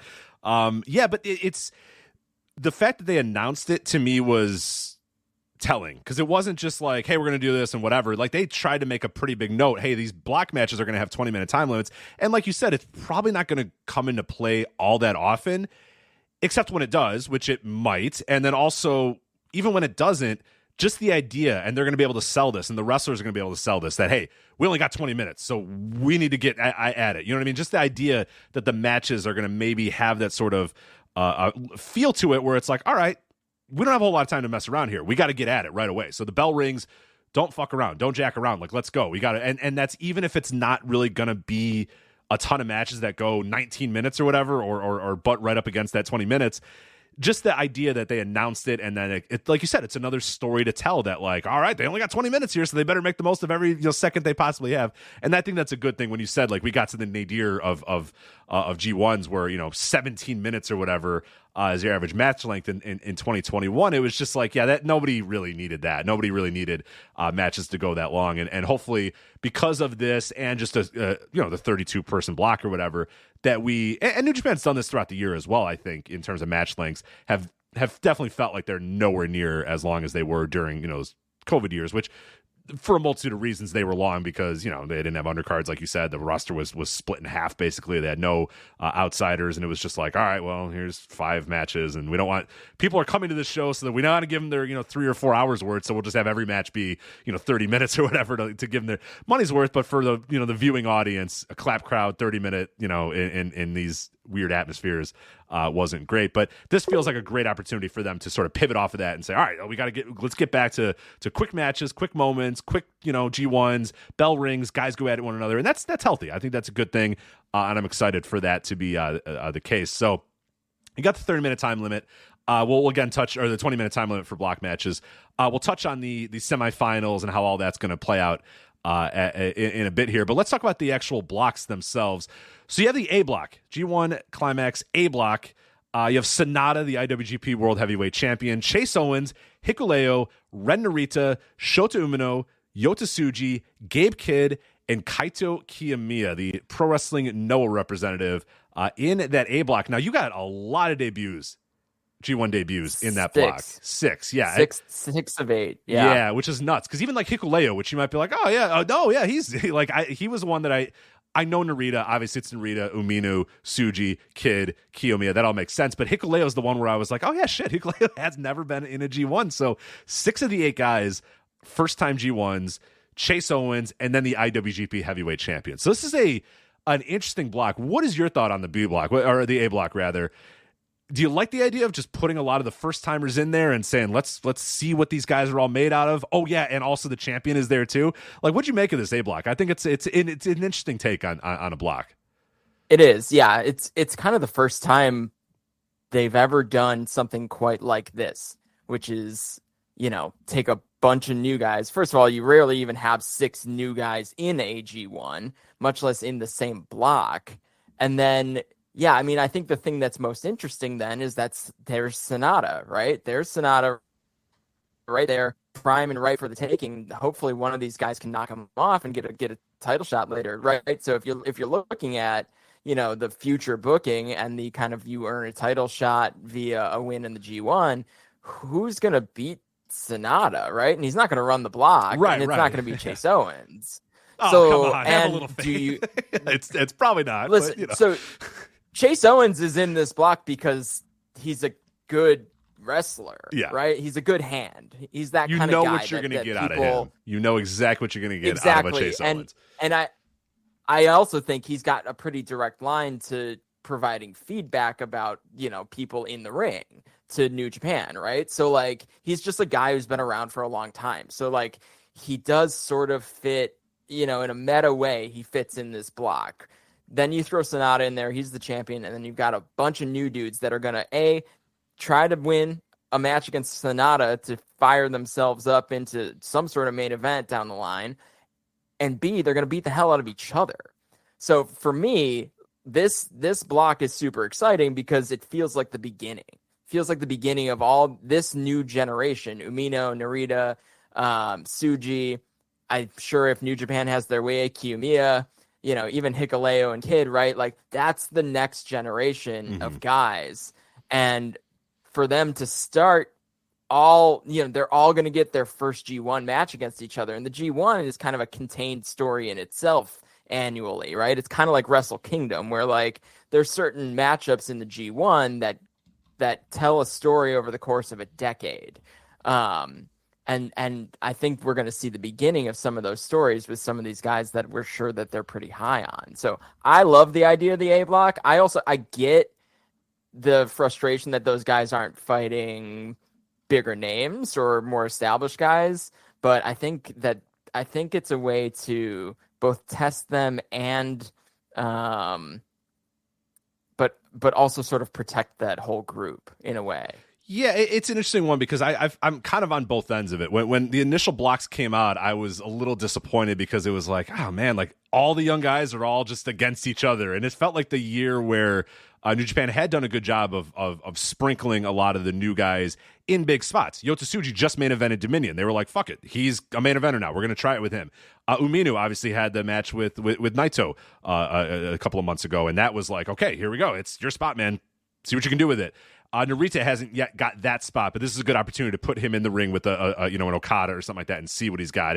And Gabe Kidd as well. Like, they just put a lot of work into Gabe Kidd. He's in the Bullet Club now. He's obviously back and seems fully focused. Let's throw him in there against, top tier guys and see what he's got and see what he's made of. But on the flip side of that too, I do also appreciate, like you said, a little bit of a throwback to, like, what was it? The G2, I think they called it. The U30, wasn't that what the U30 tournament was called? And it was like they had this G2 thing that eventually ended up in the U30 title that Tanahashi eventually won. And I believe Nakamura had the title as well and a few other guys, which was essentially, okay, we have all of our, the old dudes, they're in the G1. And now we have this little mini tournament for not necessarily the Young Lions Cup. These aren't guys that are Young Lions. They've sort of graduated, but it's kind of this mini micro tournament of all the next generation of guys. And it, at that time it was, your Shinya Maccabees, your future, Togi Maccabees, your Tanahashis, your, at that time, Toru Yano and Minoru Fujita and those guys. And they all didn't work. They weren't all obviously top tier guys or whatever, but it made for a pretty fun tournament where, a little micro tournament of all the younger guys. And like you said, I'm starting to see it now that, like, you can tell a lot of really cool stories here of all these guys getting their first G1 moments and getting their first big G1 wins and maybe advancing the block after beating, a fellow young lion or a guy that was in their class or whatever. So there's so many other stories that you can now tell with these guys. Now, yeah, it's disappointing that, Yota Tsuji, we're not going to see what he can do with an Okada or a Tanahashi or a Naito or whatever. But, there's plenty of time for Yota Tsuji. So I get that. I understand that. It's the thing that's got me is that the Sonata aspect of the block is confusing. I'm surprised there's not one other, like, top veteran guy in there. There's not another, like, a Tanahashi or something like that, or even somebody like a Goto or whatever. The fact that, like you said, it's a Chase Owens, which seems on its face, it's like, why is Chase Owens there? But like you said, Chase Owens does serve a role that we might not all know, and they love that company loves Chase Owens. We've talked about it time and time again on the flagship. Anybody getting mad about, Chase Owens is getting booked in this, get used to it, man. Unless he tells them he doesn't want to get booked anymore, he's going to get booked in these big time spots. He is a guy that has that company. He's been loyal to that company. He helped them out in a pinch, and they're always going to support him and always put, whatever they can behind him. So he's going to be in there. But that's probably my only disappointment, is that there's not just one other kind of dude, you know what I mean? Like another guy in there that can kind of mix it up with these young guys. And instead it's like all young guys, Chase Owens, and then Sonata. It's just, it's weird, but I'm fascinated to see how the points all play out in this A block, because like you said, Sonata can't run the table. So is he going to lose to two of these guys, three of these guys? Like how many? Like Sonata's not even a champion that I think would he's got a chance to lose, like Hiromu did in the last Best of Super Juniors, like lose two or three matches and like really not play much of a factor, even though, a quarter of each block is going to go through to the knockout round. So like you do have to figure Sonata's probably going to make it to the quarters, but like that still doesn't mean he can't lose 2 or 3 matches out of 7. So, I mean, that's kind of the fun of this block, I think, is that clear target. Maybe for some of these guys isn't even to win the block, but it's to beat Sonata. And that's always a fun story throughout the G1 too. Right. And that'd be fascinating to see, Yota Tsuji gets another chance at him. I guess Hikuleo has a potential. I mean, is he going to be the Bad Luck Fale of this year's, where it's like, oh shit, well, I guess we're getting a Bad Luck Fale versus Okada match, which is great. Yeah. And then, these other guys and Kiyomiya is obviously the huge X factor here. And I know, I've seen people predicting this guy to win the whole thing, to he's going to be in the middle of the block, to they're going to have him lose every match. Like, and I honestly, I don't know. I have no earthly idea. If I had to do a pick 'em or something like that for Kaito Kiyomiya, I have no idea. I think he probably is in the top quarter of that block, probably advances into whatever the thing's going to be, but into the quarterfinals and stuff like that. But I don't know. If you told me he's going to go, perfectly 500 or he's going to be 1 in whatever, I guess I could buy that too, but it just feels like, I don't know. He feels like he's there and there's a little bit more importance on him, at least the way I sense it, that they would want to protect him and have him get a lot of wins over a lot of these other guys. Yeah. And the whole story with Kiyomiya is Okada. And the only way for Okada and Kiyomiya to match up in this G1 is in the semifinals. So like that's not even the quarters. They can't meet in the quarters just based on how those are laid out. So I mean, he's got to go. if he's going to get a win over Okada in this tournament, he has to go to the finals. So and probably has to be block winner, he's at least first in the A block, because for people that don't know, the quarterfinals, I guess this is a good time to mention it. The quarterfinals there's 4 quarterfinals. The first place in block A is going to face the second place in block C. Quarterfinal number 2, block B block winner, first place, is going to be facing the D block second place. Quarterfinal number 3, C block first place versus B block second place, and then quarterfinal number 4, D block first place versus A block second place. So, like you said there, what's interesting about that is that if Kiyomiya, let's say he comes in second, then he's got to beat whoever wins the D block in a quarterfinal, and that's kind of a big match too, because that's going to be a Naito. Or I doubt a Tanahashi anymore. It's probably going to be a Naito. I'd imagine Naito maybe comes out of that D block, or a Zack Sabre Jr. or something like that. Or, they have to get a little wild there, and Kiyomiya is going to have to beat a big-time New Japan guy. He's going to have to beat a Naito, a Tanahashi, a Goto, a Sabre, one of those sort of guys. I don't think Shane Haste, unfortunately, is winning that D block there, so I left him out of there. But that seems weird. So I guess the best thing for him to do is, become first place in the A block, and then have to beat whoever the C block second place person is, to then, like you said, get to the semifinal and face Okada. But then he's got to win most of the A block matches, which is weird, right? And he's got to, and I don't know. I mean, Kiyomiya is a legitimate star for Noah, and you've got a bunch of new guys, in the block with him. So I guess when it comes down to it, respectable booking would put him over a bunch of those guys. But if I look at I'm kind of jumping around here, but if I look at kind of where Kiyomiya's booked, he has 1 main event, 2 matches in the 6th spot, but then 1 in the 3rd spot and 2 opening matches. So he's not booked super high on the card. So they're definitely not depending on him to draw the tickets. That doesn't mean he can't win all those matches, but maybe they're trying to familiarize their fan base with him via a bunch of wins in kind of lower card matches before he goes into the knockout round and kind of probably tears through it. Then at that point, I don't know that he would necessarily get an Okada win back, but I think you got to figure. It would be hard to deny the fan base that match in this tournament, because everyone looked for how do we get there, especially after all together again and some more interactions between those two. So yeah, he is without a doubt the most interesting wrestler in the A block of kind of how he lands. Yeah, and like you said, it's if there seems like no reason for him to be in this unless we're going to do something with Okada. Otherwise, he's just there, and it's all right, can't take him in. Then he goes back to Noah, and it's all right, whatever.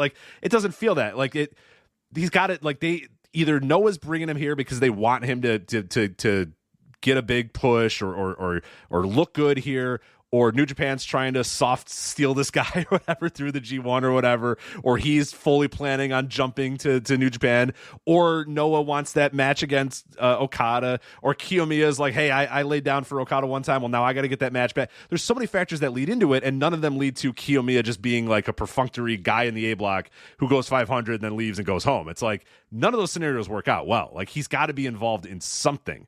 He's got to be involved in either winning or being first in the block, going to the quarterfinals, facing Okada, winning the whole thing. He's got to be involved in something. And I would just be stunned if he just, wins a couple matches, loses to Ren Narita on the final night, and then just departs. And he's thank you. All right, see ya. It's there's just, I don't know what the purpose of that would be. And so it's just, it's real strange. But yeah, he's a guy to keep an eye on in the A block, because just so many other things can play out with him. And yeah, it's all pointing to something with Okada.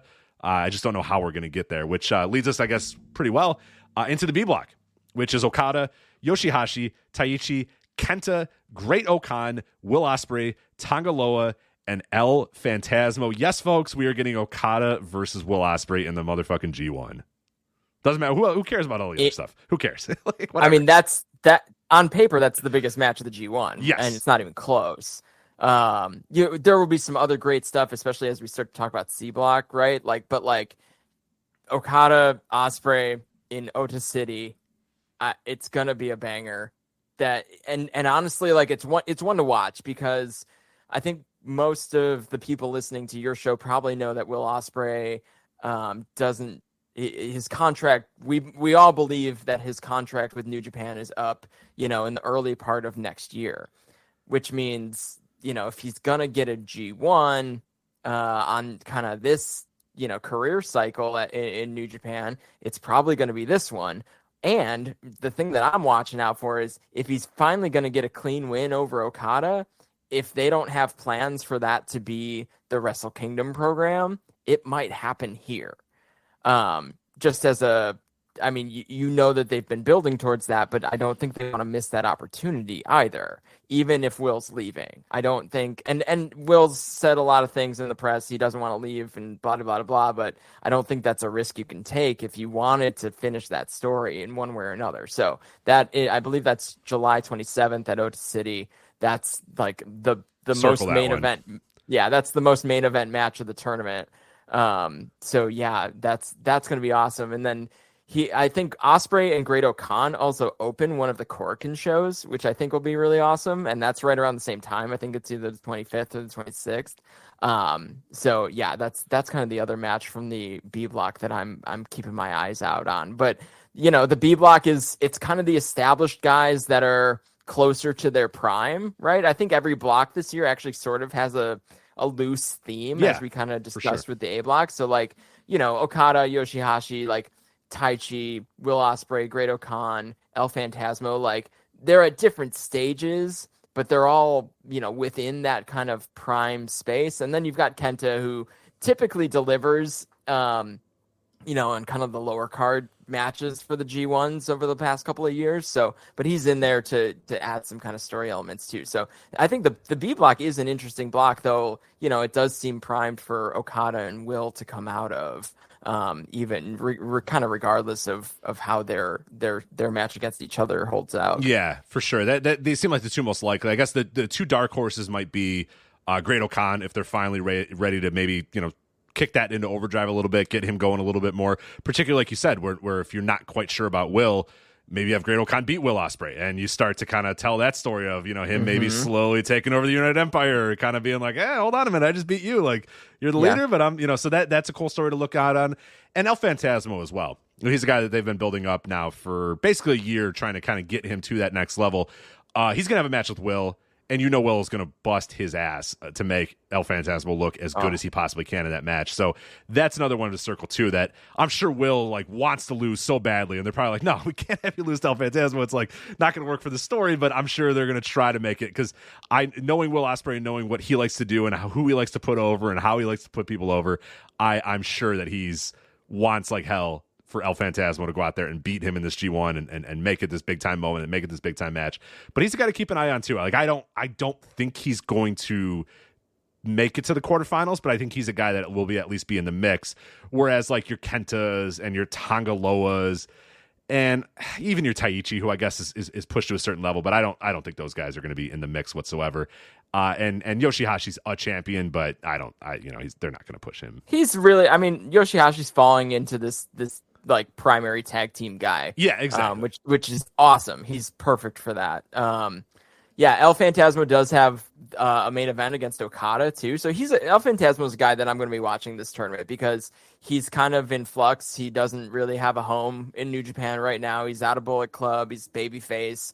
And I think that this could be kind of his coming out party. And yeah, the Will match and then the Okada match are kind of the two to watch from him for sure.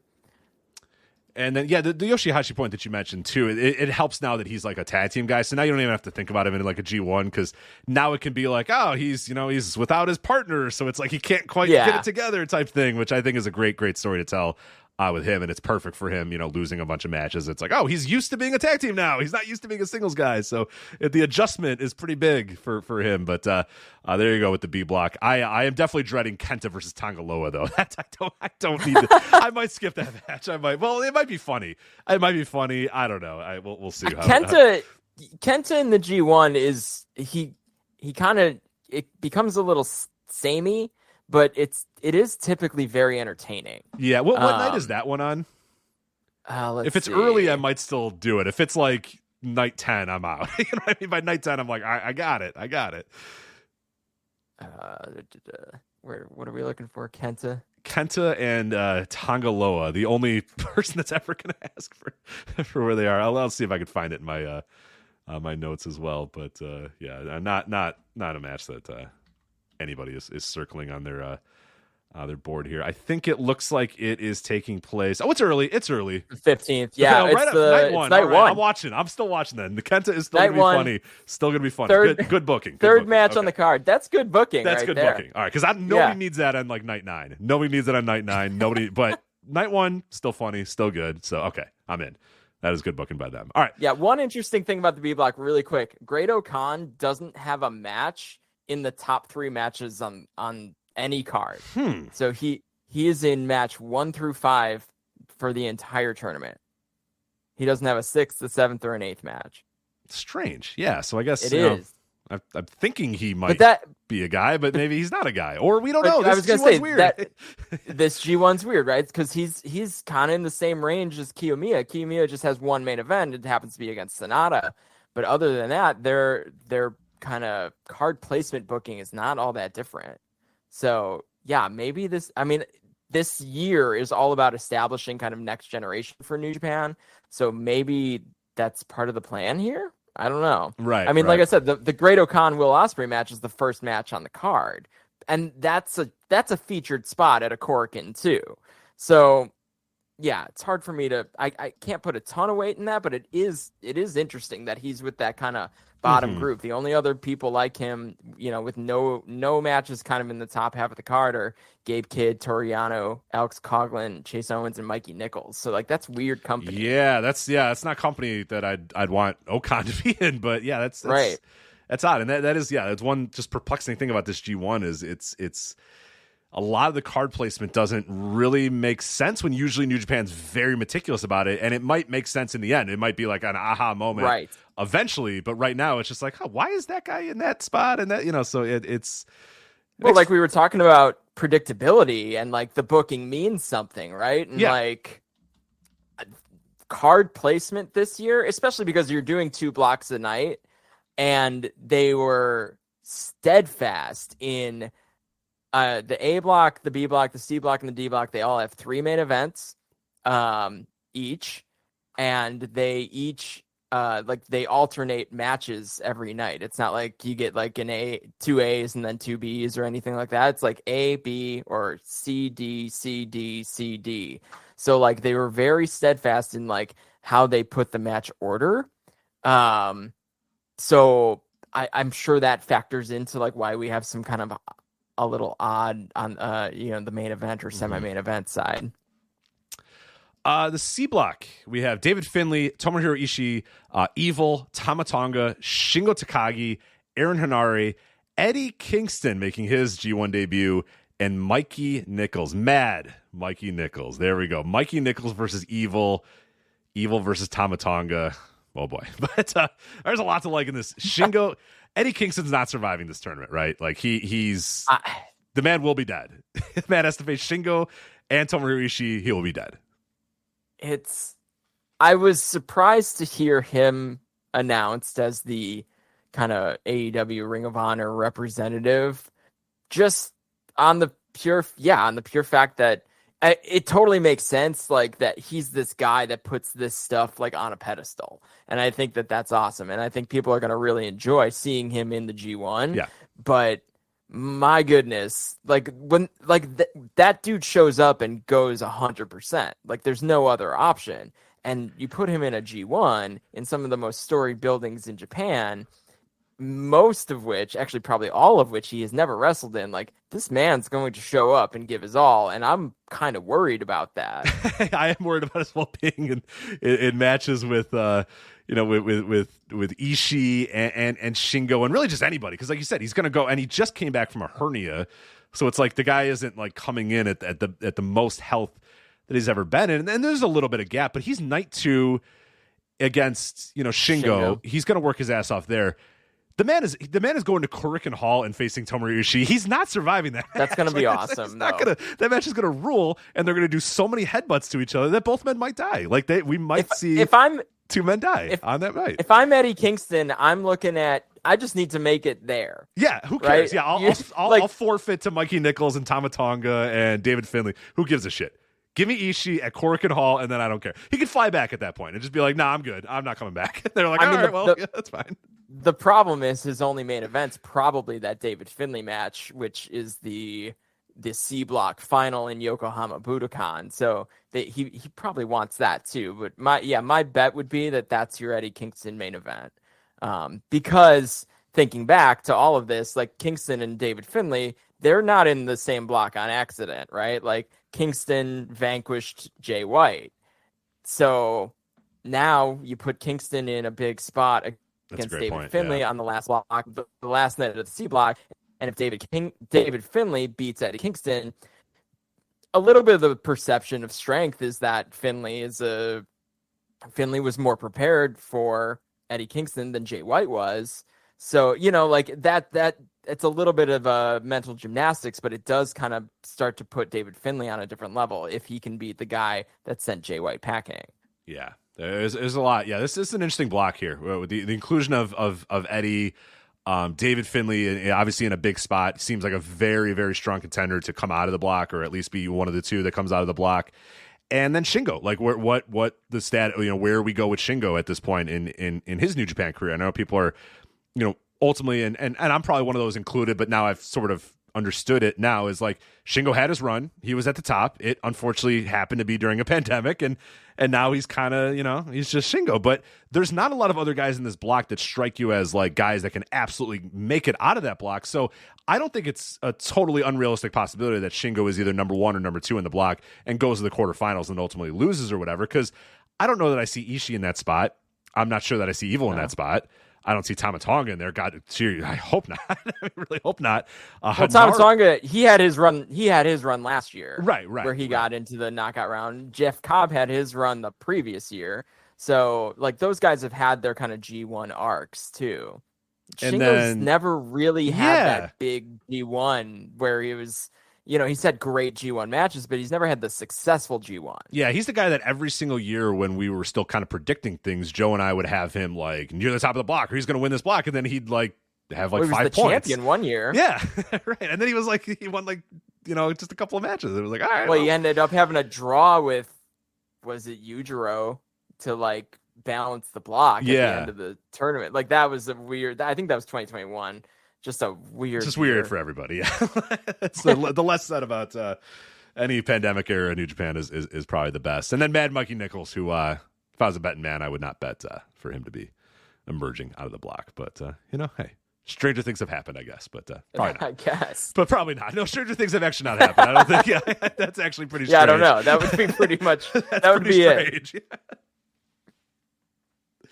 Maybe Gino paid somebody off to make it happen. But then the D block, one of the more fascinating blocks to me, I think the block that I'm most interested in seeing how it all plays out.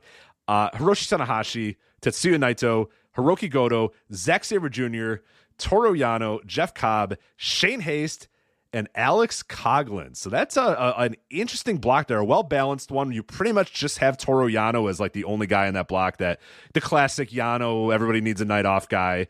That's fine, because this block is loaded. And when they initially listed out the 32 people, I was like, do we really need the Toru Yano spot when we have Evil and we have Kenta and we have these other guys up and down the G1 that can be those Chase Owens, that those are kind of be nights off for a lot of guys. But then you see this D block and it's pretty hellacious for guys. I mean, there's good workers and big dudes and guys that are going to work their ass off through this entire block. I think this is a very well-run block. And then obviously there's the Yano match and everyone, but now it makes sense. It's like, all right, yeah, that's going to be the night off for all these guys, because these guys are going to go out there and work their asses off here. I mean, I am interested in pretty much every other matchup, every match that doesn't involve Toru Yano. There's some sort of interest in me. You have Jeff Cobb and Zack Sabre Jr. Obviously, they've had their wars for the New Japan World title. You got Zack Sabre Jr. and Naito, obviously going back to the tag team feud between those guys. Sabre and Tanahashi. I mean, come on, that's Sabre and Tanahashi. Goto and Sabre sounds great. Goto and Tanahashi sounds great. Goto and Naito. Like, every combination that you come up with is pretty good. And Shane Haste is solid as hell. And I love Alex Coughlin as well. So it's just like, yeah, this is a loaded block. And it's one that I think is relatively open, because I don't know, and I guess Chris is a good opportunity for me to ask you, like, where do you think New Japan sees Tanahashi at this point? Like, is he a guy that we should be thinking has even a remote chance of making it out of this block, or is this officially the year where they kind of finally admit to themselves that it's probably over and this guy is maybe just kind of a mid-level dude in the G1 this year? I mean, he's been a mid-level dude since he went to the final in 2018. Right. So he hasn't had a tournament I don't think he's had a tournament above 500 since then. So he went from 15 points to 8, and then last year I think it was 4, but shortened blocks. It's not that extreme. Right. But like, yeah. Does he go below that? Can they do below that with Tanahashi, or do you think he just kind of hovers in that area for a while? I think he only goes below. Sorry, last year was 6, but he only goes below that if they're doing the thing where he's losing out. Right, he's gonna go over, I think, and then. But I think you have to announce Tanahashi's last G1, right? Like, yeah, you can't do that without telling people that they need to go buy a ticket to see that. You've got to do the Nagata thing where everyone knows it's your last G1. So could he go under 500, 3 and 4? Yeah, absolutely. Like, I wouldn't doubt that's where he lands, because that's about what he's been doing since his, that big run in 2018. Right. He was incredible. I mean, the best, one of the best matches of all time in that final. And then, he carried that into a great Wrestle Kingdom match. And since then he's kind of been hit or miss. And I think we're seeing a tough, a tough pivot for Tanahashi. So yeah, it wouldn't surprise me to see him come in under 500. This block is, though, it's the opposite of the A block completely. Like, so what is it? So Tanahashi, Naito, Yano, and Goto are 4 of the top 10 G1 matches of all time. Between the 4 of them, they've participated in 544 wow. G1 Climax matches. So, like, Tanahashi's in his 21st G1, Yano's in his 18th, Goto's in his 15th, Naito's in his 11th. So, like, this is G1 experience block all day. And, like, to your point about the A block, they definitely could have mixed all that up. Some of the super tenured guys with some of the young guys, but I kind of think this block is cool too, because this is the one where my notes are going to go extra pages because there's so much history between these guys. So, these are the days that they're going to use all the printer paper at Cork and Hall or wherever, because like there's so much to work with between Tanahashi, Yano, Goto, and Naito, and Zack Sabre Jr. for that matter. So there's a ton of history in this block. This one feels more like it's the last time some of these guys are going to be in the same block, because believe it or not, a lot of these guys are in the same block almost every year. Tanahashi, Goto, and Zack Sabre Jr. and Naito, like, they cross paths a ton throughout the G1. Like, Jay Michael and I were looking at like how often these guys are all in the same block together, and it's alarming. Usually one person, of that kind of group is knocked out of it, but there's so much just G1 history between these guys, not to mention everything else they've done. And one thing to note about Tanahashi, going back and looking at these cards, he's facing Naito on the final night of the D block, night 16. That feels like a traditional, like, he's got to matter in that match, right? He's got to be an important part of that match. Like, I initially I was like, yeah, this might be the year to kind of really put him on the back burner, really kind of downcycle him, let these other guys go. But man, I can't imagine they go into that match, D block final, Naito and Tanahashi, and not have Tanahashi matter in that. I guess you can play spoiler, but I feel like he's got to matter. And he's got a week off between his match, his sixth match, and the Naito match, his 7th match. So the D block goes from August 2nd to August 9th between those last 2 nights. And his match on August 2nd is against Alex Coughlin. It's the first match of the night, so like probably not super high expectations. So it's almost like they're giving him, a week plus to rest to really bring it against Naito in some sort of important match. You have to assume. Yeah, that one's got a match. Yeah, that the way you lay out the schedule too. That's perfect. Yeah, that's the rest up, ice up, acupuncture, cupping, whatever you got to do.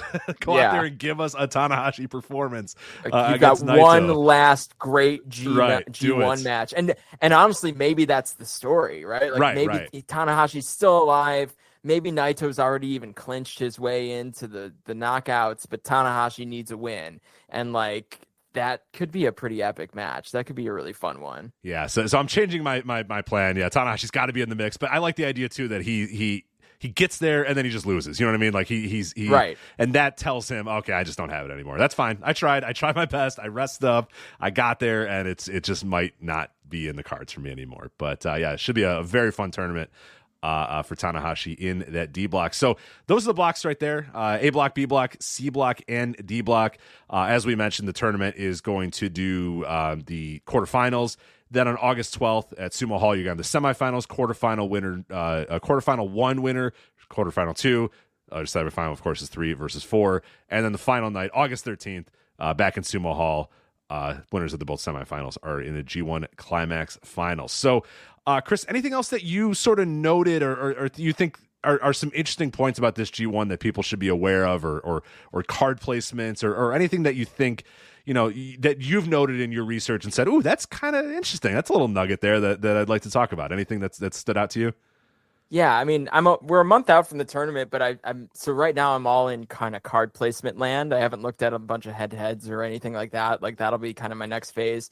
But when I look at card placement, the top two, and they're tied, and they basically have the same layout, is Okada and Sonata. So both of them have 3 main events, 2 semi-mains, and a 1 mid-card match. And then from there, though, Tama Tonga and Tetsuya Naito are the next tier. Huh. Yeah, right? And then from there, you have Shingo, Yota Tsuji, Jeff Cobb, and Will Ospreay, and really Tanahashi's in kind of that, rounding out the top third. From there, the middle is really like, Ishii, Sabre, Finlay, Kingston, really mixed up in the middle. There's a bunch of dudes, really the next like 15 guys, they all have kind of similar, mostly mid-card booking. And then kind of the lower card booking kind of starts with Kiyomiya. So it's like Kiyomiya, Tangaloa, Hinare, Yoshihashi, Gabe Kidd, Great Khan, Yano. So like those are kind of the three big tiers, I guess. But I think that kind of second level, that Tama Tonga and Naito and Shingo Tsuji level, that's kind of telling. Like those are guys that, I guess again, you figure are going to be in the mix. So Tama Tonga is really leaning on 3 semi-main events that kind of bring up his card placement, but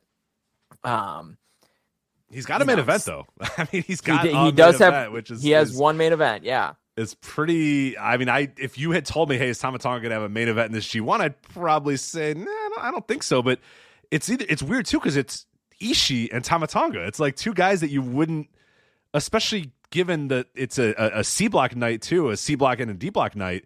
There's so many other guys that they could, and that it's really strange that over Goto and Naito they're doing Ishii and Tama Tonga. Like, there's gotta be a reason for that, right? Like, what am I missing with that? Well, they love him. That's what it really comes down to. And he had a great run. And I think maybe they're leaning a little bit on last year's G1 where he went, he got into the semis and he had his big program with Okada. So, and then, he went for the never open weight thing, which got really weird with Carl Anderson. Like he kind of lost his momentum and then he's taken some time off. So I think that they're still putting him back where he kind of was, which was, I mean, he had ascended up the card quite a bit. But I think the absence has kind of made everyone kind of forget and start to feel like he's stale again. Though that's not my take on Tama Tonga. I think he really has kind of come up and earned that spot higher in the card. But I agree too. He was great. He was great in that run. Yeah, but I do think that the absence for even just for a couple months now has kind of made people forget about him. So, he does have a little bit of an uphill battle. But yeah, that main event against Ishii in Zebio Arena on night 4, like, it's kind of weird. So, but it'll probably be pretty good too. I mean, that, all those C block guys, they're all badasses. So most of those, once you get high on the card and those C block nights, C and D block nights, those are going to be your really established vets. And I think we're going to have a good time with those. One thing in the card placement that I really find fascinating is David Finlay has 2 main events. Now, the only other people that have multiple main events, Jeff Cobb also has 2 main events, which is a bit surprising too. And then it's Sonata and Okada, like you said. And that makes nobody's surprised that Okada and Sonata are in the most main events, tied at 3. David Finlay's in 2 main events, but also 2 openers. So it's like all or nothing for David Finlay. He's either main eventing or he's in the openers. He's got 1 semi-main and 1 second on the card, and nothing from 6th, 5th, 4th, 3rd, none of the mid card for David Finlay. It's either main event or opener. I find that funny, and I also find funny that Mikey Nichols, one of the bottom of the rung here, no main events. Obviously, good lord, Mikey Nichols' main event in the G1 would be a thing. Luckily, that is not happening. Semi main, no 6th match, no 5th match, no 4th match, 3/3, 3 seconds. And no openers. So they don't think they're going to get a hot opener out of Mike Nichols. So they just pack him into the 2nd and 3rd match of the night. That's pretty hilarious. That he'd be one of the lowest on the rungs and has no openers. Whereas Chase Owens, he has 2 openers. Alex Coughlin has 2 openers. Mikey Nichols, though, stays out of the openers only in 2nd and 3rd matches from the top. So interesting note there. It means something. David Finlay's main events, one of them I find fascinating, and it's not the one against Shingo.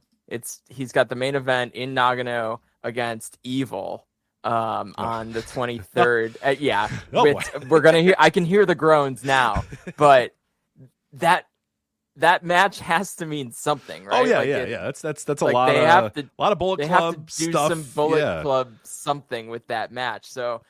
For the Bullet Club perverts out there, that's the one to highlight. It's your Super Bowl for Bullet Club perverts. It might actually be a good match. I mean, it might. Finlay's whole thing is just beating the hell out of people.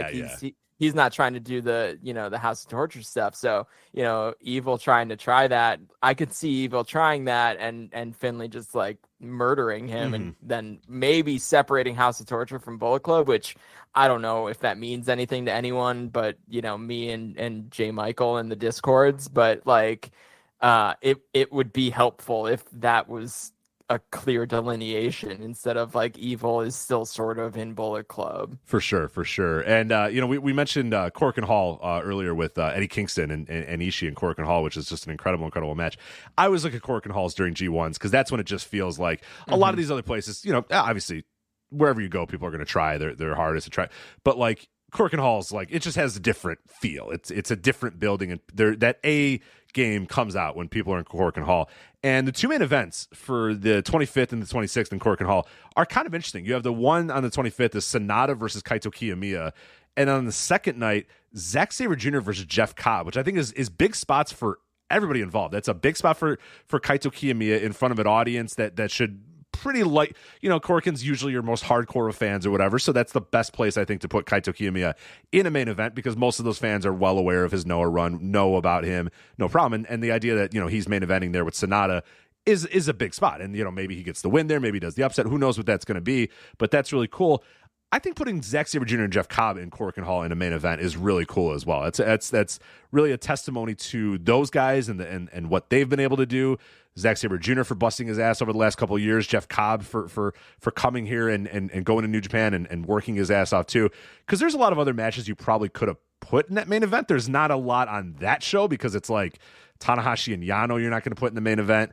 I guess you could do Naito and Shane Hayes, but I think Tama Tonga and David Finlay, they could easily have justified that as a main event. But I love the idea of capping off the Cork and Hall on the 26th with Zack Sabre Jr. and Jeff Cobb. And really, again, brilliant booking, too, by putting Kiyomiya there on the 25th against Sonata, knowing that crowd is going to be invested in Kiyomiya and understand, why he's here and all that stuff going on with him. And the match right before Sonata Kiyomiya is Okada versus Yoshihashi. So which is always like Yoshihashi fires up for his intra chaos loosely a faction still, matches, especially against Okada. So, and Yoshihashi's like the hero of Cork and Hall still, like that's his level. So I think that's going to be a really fun show. Both the Corkins look like they're going to be a really good time, but if you kind of think about it, like Okada Yoshihashi is kind of the B block main event, and then Sonata Kiyomiya is the A block main event, but they ordered them that way for a reason, right? Like Sonata Kiyomiya is another big match, like probably at the level of, to keep an eye on the same way you'd keep an eye on, the Okada Ospreay match, because like I think it's going to feel that hot too, because I don't doubt that the Noah faithful will show up to Cork and Hall too for that match, and that's kind of neat in its own way too. For sure. Yeah. Anything else that really stands out to you with this G1 before we bid you adieu and close out the flagship here? Just that, it's the first time since 2004 that they've got the quarterfinals, which means, a quarter of the field is going to go into the knockout stage, which leaves things really wide open. I think I tweeted the other night, like there will be no predictions. Like it's also just a weird year for New Japan. It's a reset year. We're growing. We're getting these young guys up and running. So like I don't know what to expect from this G1, especially after we just saw Yota Tsuji get thrown into the main event scene. So it's really tough for me to say like Naito's winning the G1 and he's going to whatever, right? Like he's going to Wrestle Kingdom. He's going to fight Sonata. Like that doesn't make sense to me either as the Wrestle Kingdom main event. So everything's wide open. I will not be predicting anything except that I will cover everything as deep as I can and see what trends I can unearth, and I will put them out there into the universe. Yeah, it's going to be a fascinating, and it's going to change a little bit of the quarterfinals. Changes a little bit of how we look at the tournament and who's doing this and what the scoring or whatever. Like you said, a quarter of the guys are going into these quarterfinals, but I like it because now it immediately gives us what you lose in the drama of, oh my God, this guy has to win or else it's all done or whatever, and he's not going to win the block or whatever. We now get that replaced by 4 quarterfinal matches where it's all important. All those 4 matches are going to be very important, all packed into the 10th. Like that show on August 10th, which is going to have all those quarterfinals, is going to be a hell of a show because it's like win or go home for every single one of these guys.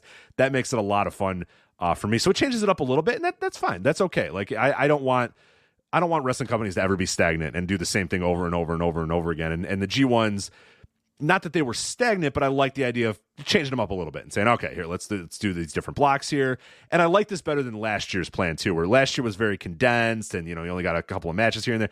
I like this idea. On the scheduling last year, it never momentum. Felt like any of the blocks had any momentum. No momentum. And like now at least the blocks are contained with themselves. I mean, you've got A and B together in C and D, which is fine, but like at least you can kind of keep people together in your brain instead of having one match from each block each night, which it was hell for me. It was it was hard to watch too because you were just like, all right, A block, who's even in the A block? Like what? Yeah, right. What are the standings? Every time I watched, I had to go back and like look it up again. Like, all right, where's this guy in the A block? Whereas, like, yeah, the nights where they're all block matches, it's like, all right, yeah, you feel like you're in the flow of the block and you're in the flow of the tournament. So yeah, whatever last year, I'm so glad that they've pivoted away from that because it just didn't work. It just did not work at all. And I like the structure of this, and I love the ideas of the quarterfinals and the semifinals and the finals. Just adding another layer of intriguing, matchups that are going to be big, like that August 10th show. Like again, I'm circling that one as like you're getting 4 quarterfinals in that. That's going to be an incredible night of wrestling. And then yeah, you go back to Sumo Hall then and do the semifinals and the finals. So that it's shaping up, I think. To be a pretty spectacular G1. So I'm definitely looking forward to it. Definitely excited, and just the fact that New Japan's kind of felt like a different company this year. It feels like a company really trying to do some new things, push some new people, get, new guys over, maybe get that next generation really ready to go. It feels like everything's up in the air, man. It's hard to predict in that way. And that's in a good way too. Like, I don't know that they might not just say, screw it, Yota Tsuji's going to win the whole thing. You know what I mean? Like, right. I don't know. They might. Right. There's nothing that tells me you can't. Yeah. a lot of us, you and I included, had gotten to the point where you could see the booking, and it was great, right? You could see where the booking was going. You just went right to the last night. You went right to the last night and went, okay, yeah. that guy's winning. And then it was over. But it was, for a while, that was really cool and really novel, right? And then we got to the point where we were like, now it's kind of boring, right? Especially through the pandemic years, you're like, well, I guess this is what we're doing. And like there was great wrestling on all those G1s. Like they were still the goddamn G1 Climax, but this year, the booking, and even last year too, because of just how weird and surprising the 4-block thing was, like now we're kind of used to that. Like, but the way these blocks are separated, like you're right, like there's no telling who's coming out of these blocks, especially now that there's another knockout round. Like they're not going straight to the finals. Anyone can win second place in a block and go to the quarterfinals and at least get like some shine. So I don't know. I'm probably not going to put any sort of prediction out there except that I'm going to be surprised by at least probably 1 or 2 people that go into that knockout round.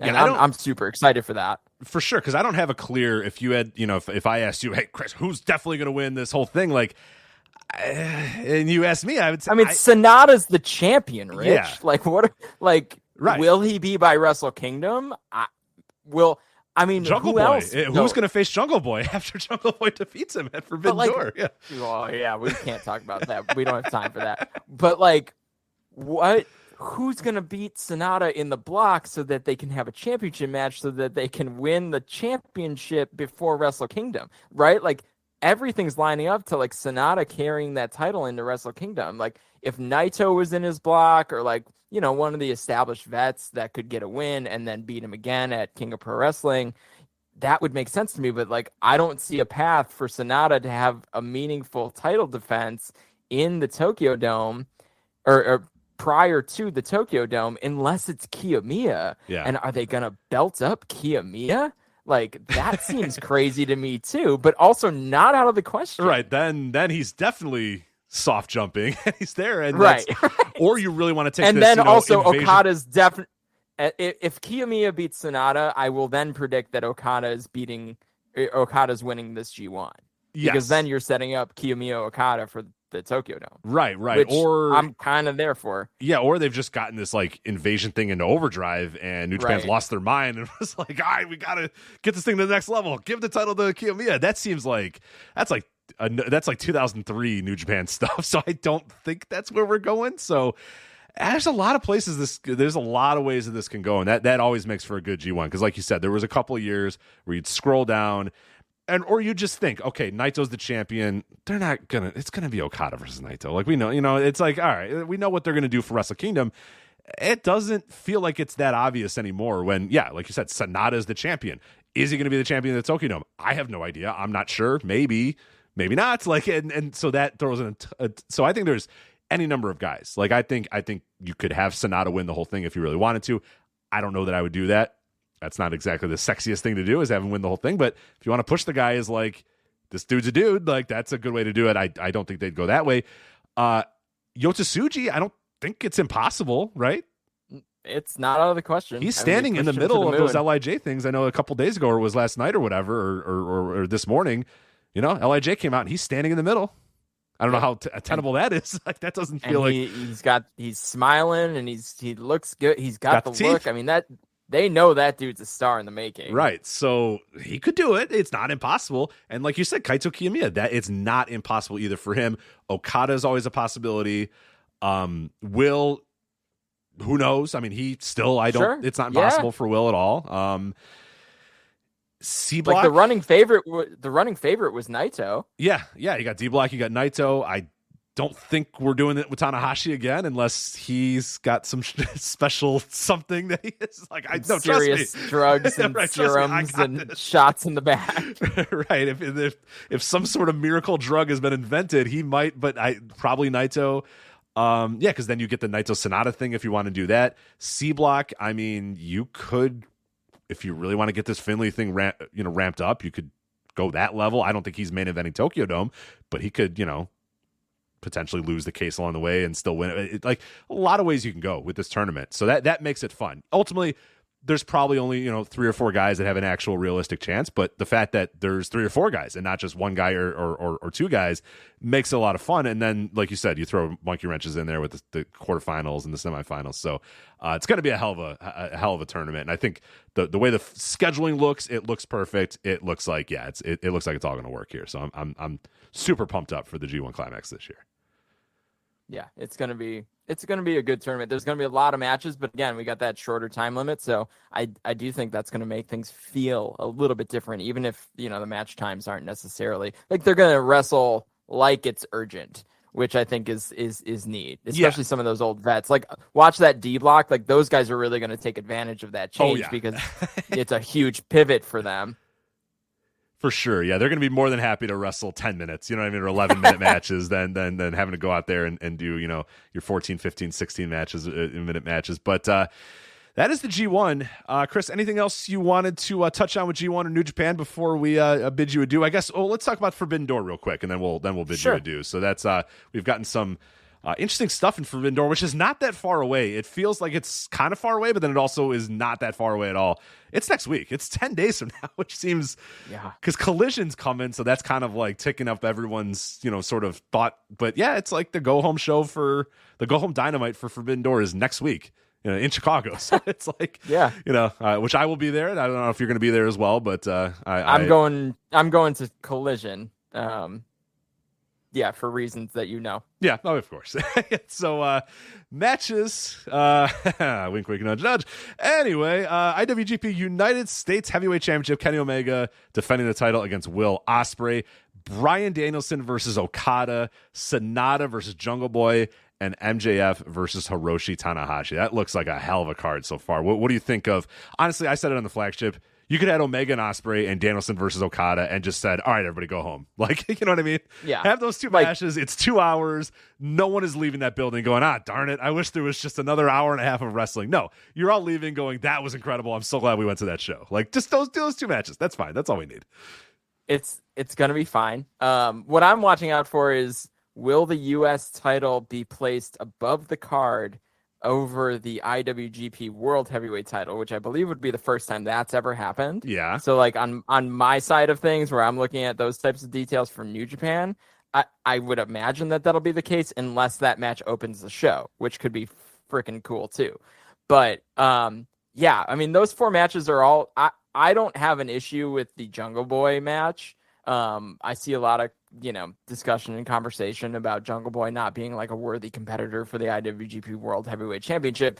And that may be like pretty much true.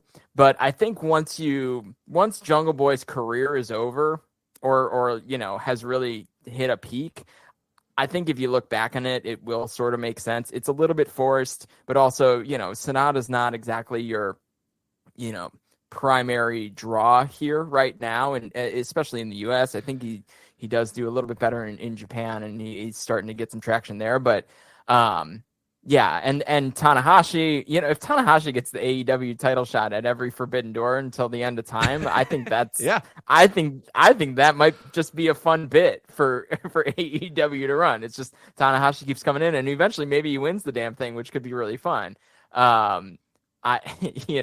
So, but him and MJF, it also is the story that makes the most sense. Oh, that is the best booking. Anybody who's got a problem with that is just lost, because MJF is a guy who's been so dismissive of New Japan Pro Wrestling. Doesn't even want to wrestle on the show. Last year didn't wrestle on the show, had no need for it. New Japan sucks. It's stupid. I don't really care. I don't want to be involved in this. The best guy for him to face is the guy who represents that company better than anybody, Hiroshi Tanahashi, who is going to fucking slap the shit out of the guy. You think MJF is going to show up?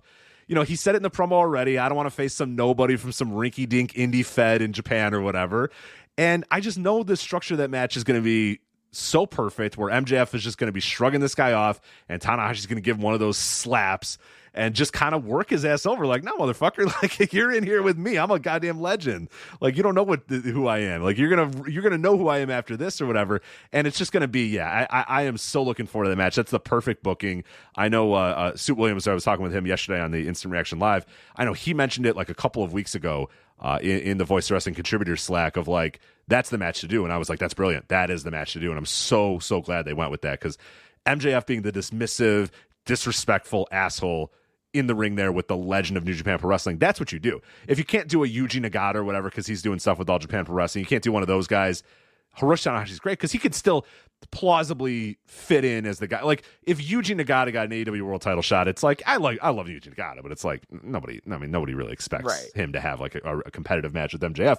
That's fucking Hiroshi Tanahashi, man. He's still, we know that he's not in his prime anymore. We know that it's done, but like, to people that aren't watching every single New Japan show, that's still a legend. That's still a guy that has some sort of level of reverence or whatever. So you can buy that guy deserves the AEW World Championship shot and could maybe beat MJF and take him to his limit. And also you still have that respect factor in there too, where he's, at the end of the match going to know what New Japan Pro Wrestling is all about. And it's not some rinky dink indie fed out of Japan or whatever. Well, yeah. And I've been lucky enough to be in the building for some MJF matches and some Tanahashi matches. And both of those guys they can work the crowd. So, and they can both obviously MJF's really like in the prime of his career, and Tanahashi, we've already talked, he's not, but they both still have that crowd connection. And honestly, like in that type of environment of Forbidden Door, like, I was lucky enough to be in the building for last year's Forbidden Door, and like, it's going to be a hot crowd, and they're going to eat up, and there's going to be sides. And that's okay. There's going to be the Tanahashi side, and there's going to be the side that actually probably cheers for MJF. And the trick is probably going to be for Tanahashi to pull those people away and say, like, no, I'm the fiery babyface underdog that's fighting for something greater than myself. And that's brilliant booking. There's those 4 matches. I mean, the Jungle Boy match, Jungle Boy Sonata match aside, it'll be a good match, and both those dudes, good-looking guys, right? You got to put good-looking guys. Real good-looking guy. Yeah, like, I said, the ladies, handsome battle. The ladies, the men, the crowd. That we need screams. We need screams when those guys come out. Yeah, the good jawlines, good hair, good everything. Yeah, we talked about it in the flagship. The perfect booking for that shot. Somebody in the chat room said they should do a hair versus hair match, and then we flipped that around in that Jungle Boy has to cut his hair if he loses, but Sonata has to grow his hair back if he loses. and the beard. Yeah, he's got to do the beard. He's got to dye it blonde again. He's got to, because he's got the nice hair right now. If it, any cut that he'd make would maybe even be even more of an improvement. Just a nice little tighter cut or whatever. No, he can't have that. He has to grow his hair back. He's got 6 months before the clippers come out. Right, exactly. And then, obviously Jungle Boy would have to cut his hair. I mean, you do that, that's the main event.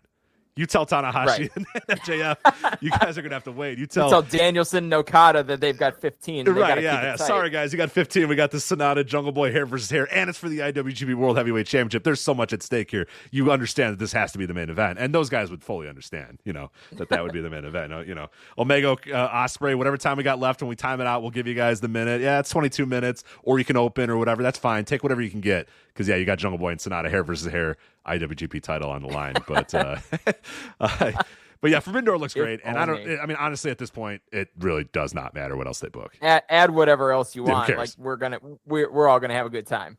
Yeah, it looks spectacular. So excited for that show, which is, again, coming up very, very quickly on the calendar there. But Chris, before we bid you adieu, again, let everybody know where they can follow you, where they can see your work, where they can read your work, all that other good stuff. And then, let them all know. Get the plugs out of the way.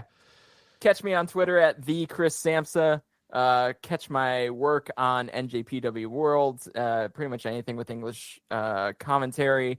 And I'll have some posts, some pre and or during G1 posts at NJPW1972.com and probably also at voicesofwrestling.com. But thank you so much for having me, Rich. My flagship debut. I had a great time. There it is. Yeah, we'll have to get you on again. Maybe after the G1, we'll find a time. Joe will be going on a vacation. Or hell, I'll be going on a vacation pretty soon, I'm sure. So Joe will need someone to fill in there. But Chris, thank you so much for coming on here, helping us out. Again, you can follow him at the Chris Samsa on Twitter. You can hear his work all the time on New Japan World. Just watch New Japan World to see there. Also, New Japan World's English website as well. But Chris, thank you so much for coming on here, being a part of the show. And thank you, everybody, for listening to this week's episode of the Flagship Podcast. Joe will be back next week, and we will back to our regularly scheduled programming, talking Collision, Forbidden Door, all that other stuff coming up next week. Going to be another massive flagship. So thank you guys for listening, and we will talk to you again next time. Take care. Bye. Hello there, everybody. It's me, Garrett Kidney, the co-host of You've Got to Be Kidding Me on the Voices of Wrestling Podcasting Network. And I am Liam Jones, my full name, and I'm also a part of the Voices of Wrestling Podcasting Network as a co-host for You've Got to Be Kidding Me. We are a TNA history podcast that covers TNA 1 month at a time. We cover all the drama, all the matches, all the Vince Russo nonsense you could ever want in your life. Have you heard of TNA? I bet you have, but would it be funnier if two people made jokes over it the whole time? Probably. So if that sounds like fun to you, check it out on this very Voices of Wrestling Podcasting Network, and Liam will do bits and whatnot. Hey everybody, my name is Jesse Collins, and I want to tell you all about my show, The Gentleman's Wrestling Podcast, here on the Voices of Wrestling Podcast Network. On the Gentleman's Wrestling Podcast, we do a thorough analysis on the biggest issues and trends within the pro wrestling industry. We talk a lot about pro wrestling media, we talk a lot about fan culture and wrestling's place within general pop culture, and we talk about the broader influences that are shaping the way we discuss and analyze the pro wrestling industry. We've had some of the brightest minds in the pro wrestling intelligentsia on the show, including WrestleNomics host Brandon Thurston, both Rich Craich and Joe Lanza from the Flagship Wrestling Podcast, Trevor Dame from the Through the Years podcast, and a whole lot more. This isn't a show for hot takes. It's not a show recapping the latest episode of television. This is a show focusing on the biggest topics in pro wrestling and doing a deep dive on the real stories behind the surface level analysis you might find elsewhere. The Gentleman's Wrestling Podcast is available wherever you get your podcasts, and we'd really appreciate it if you gave us a try. Thanks.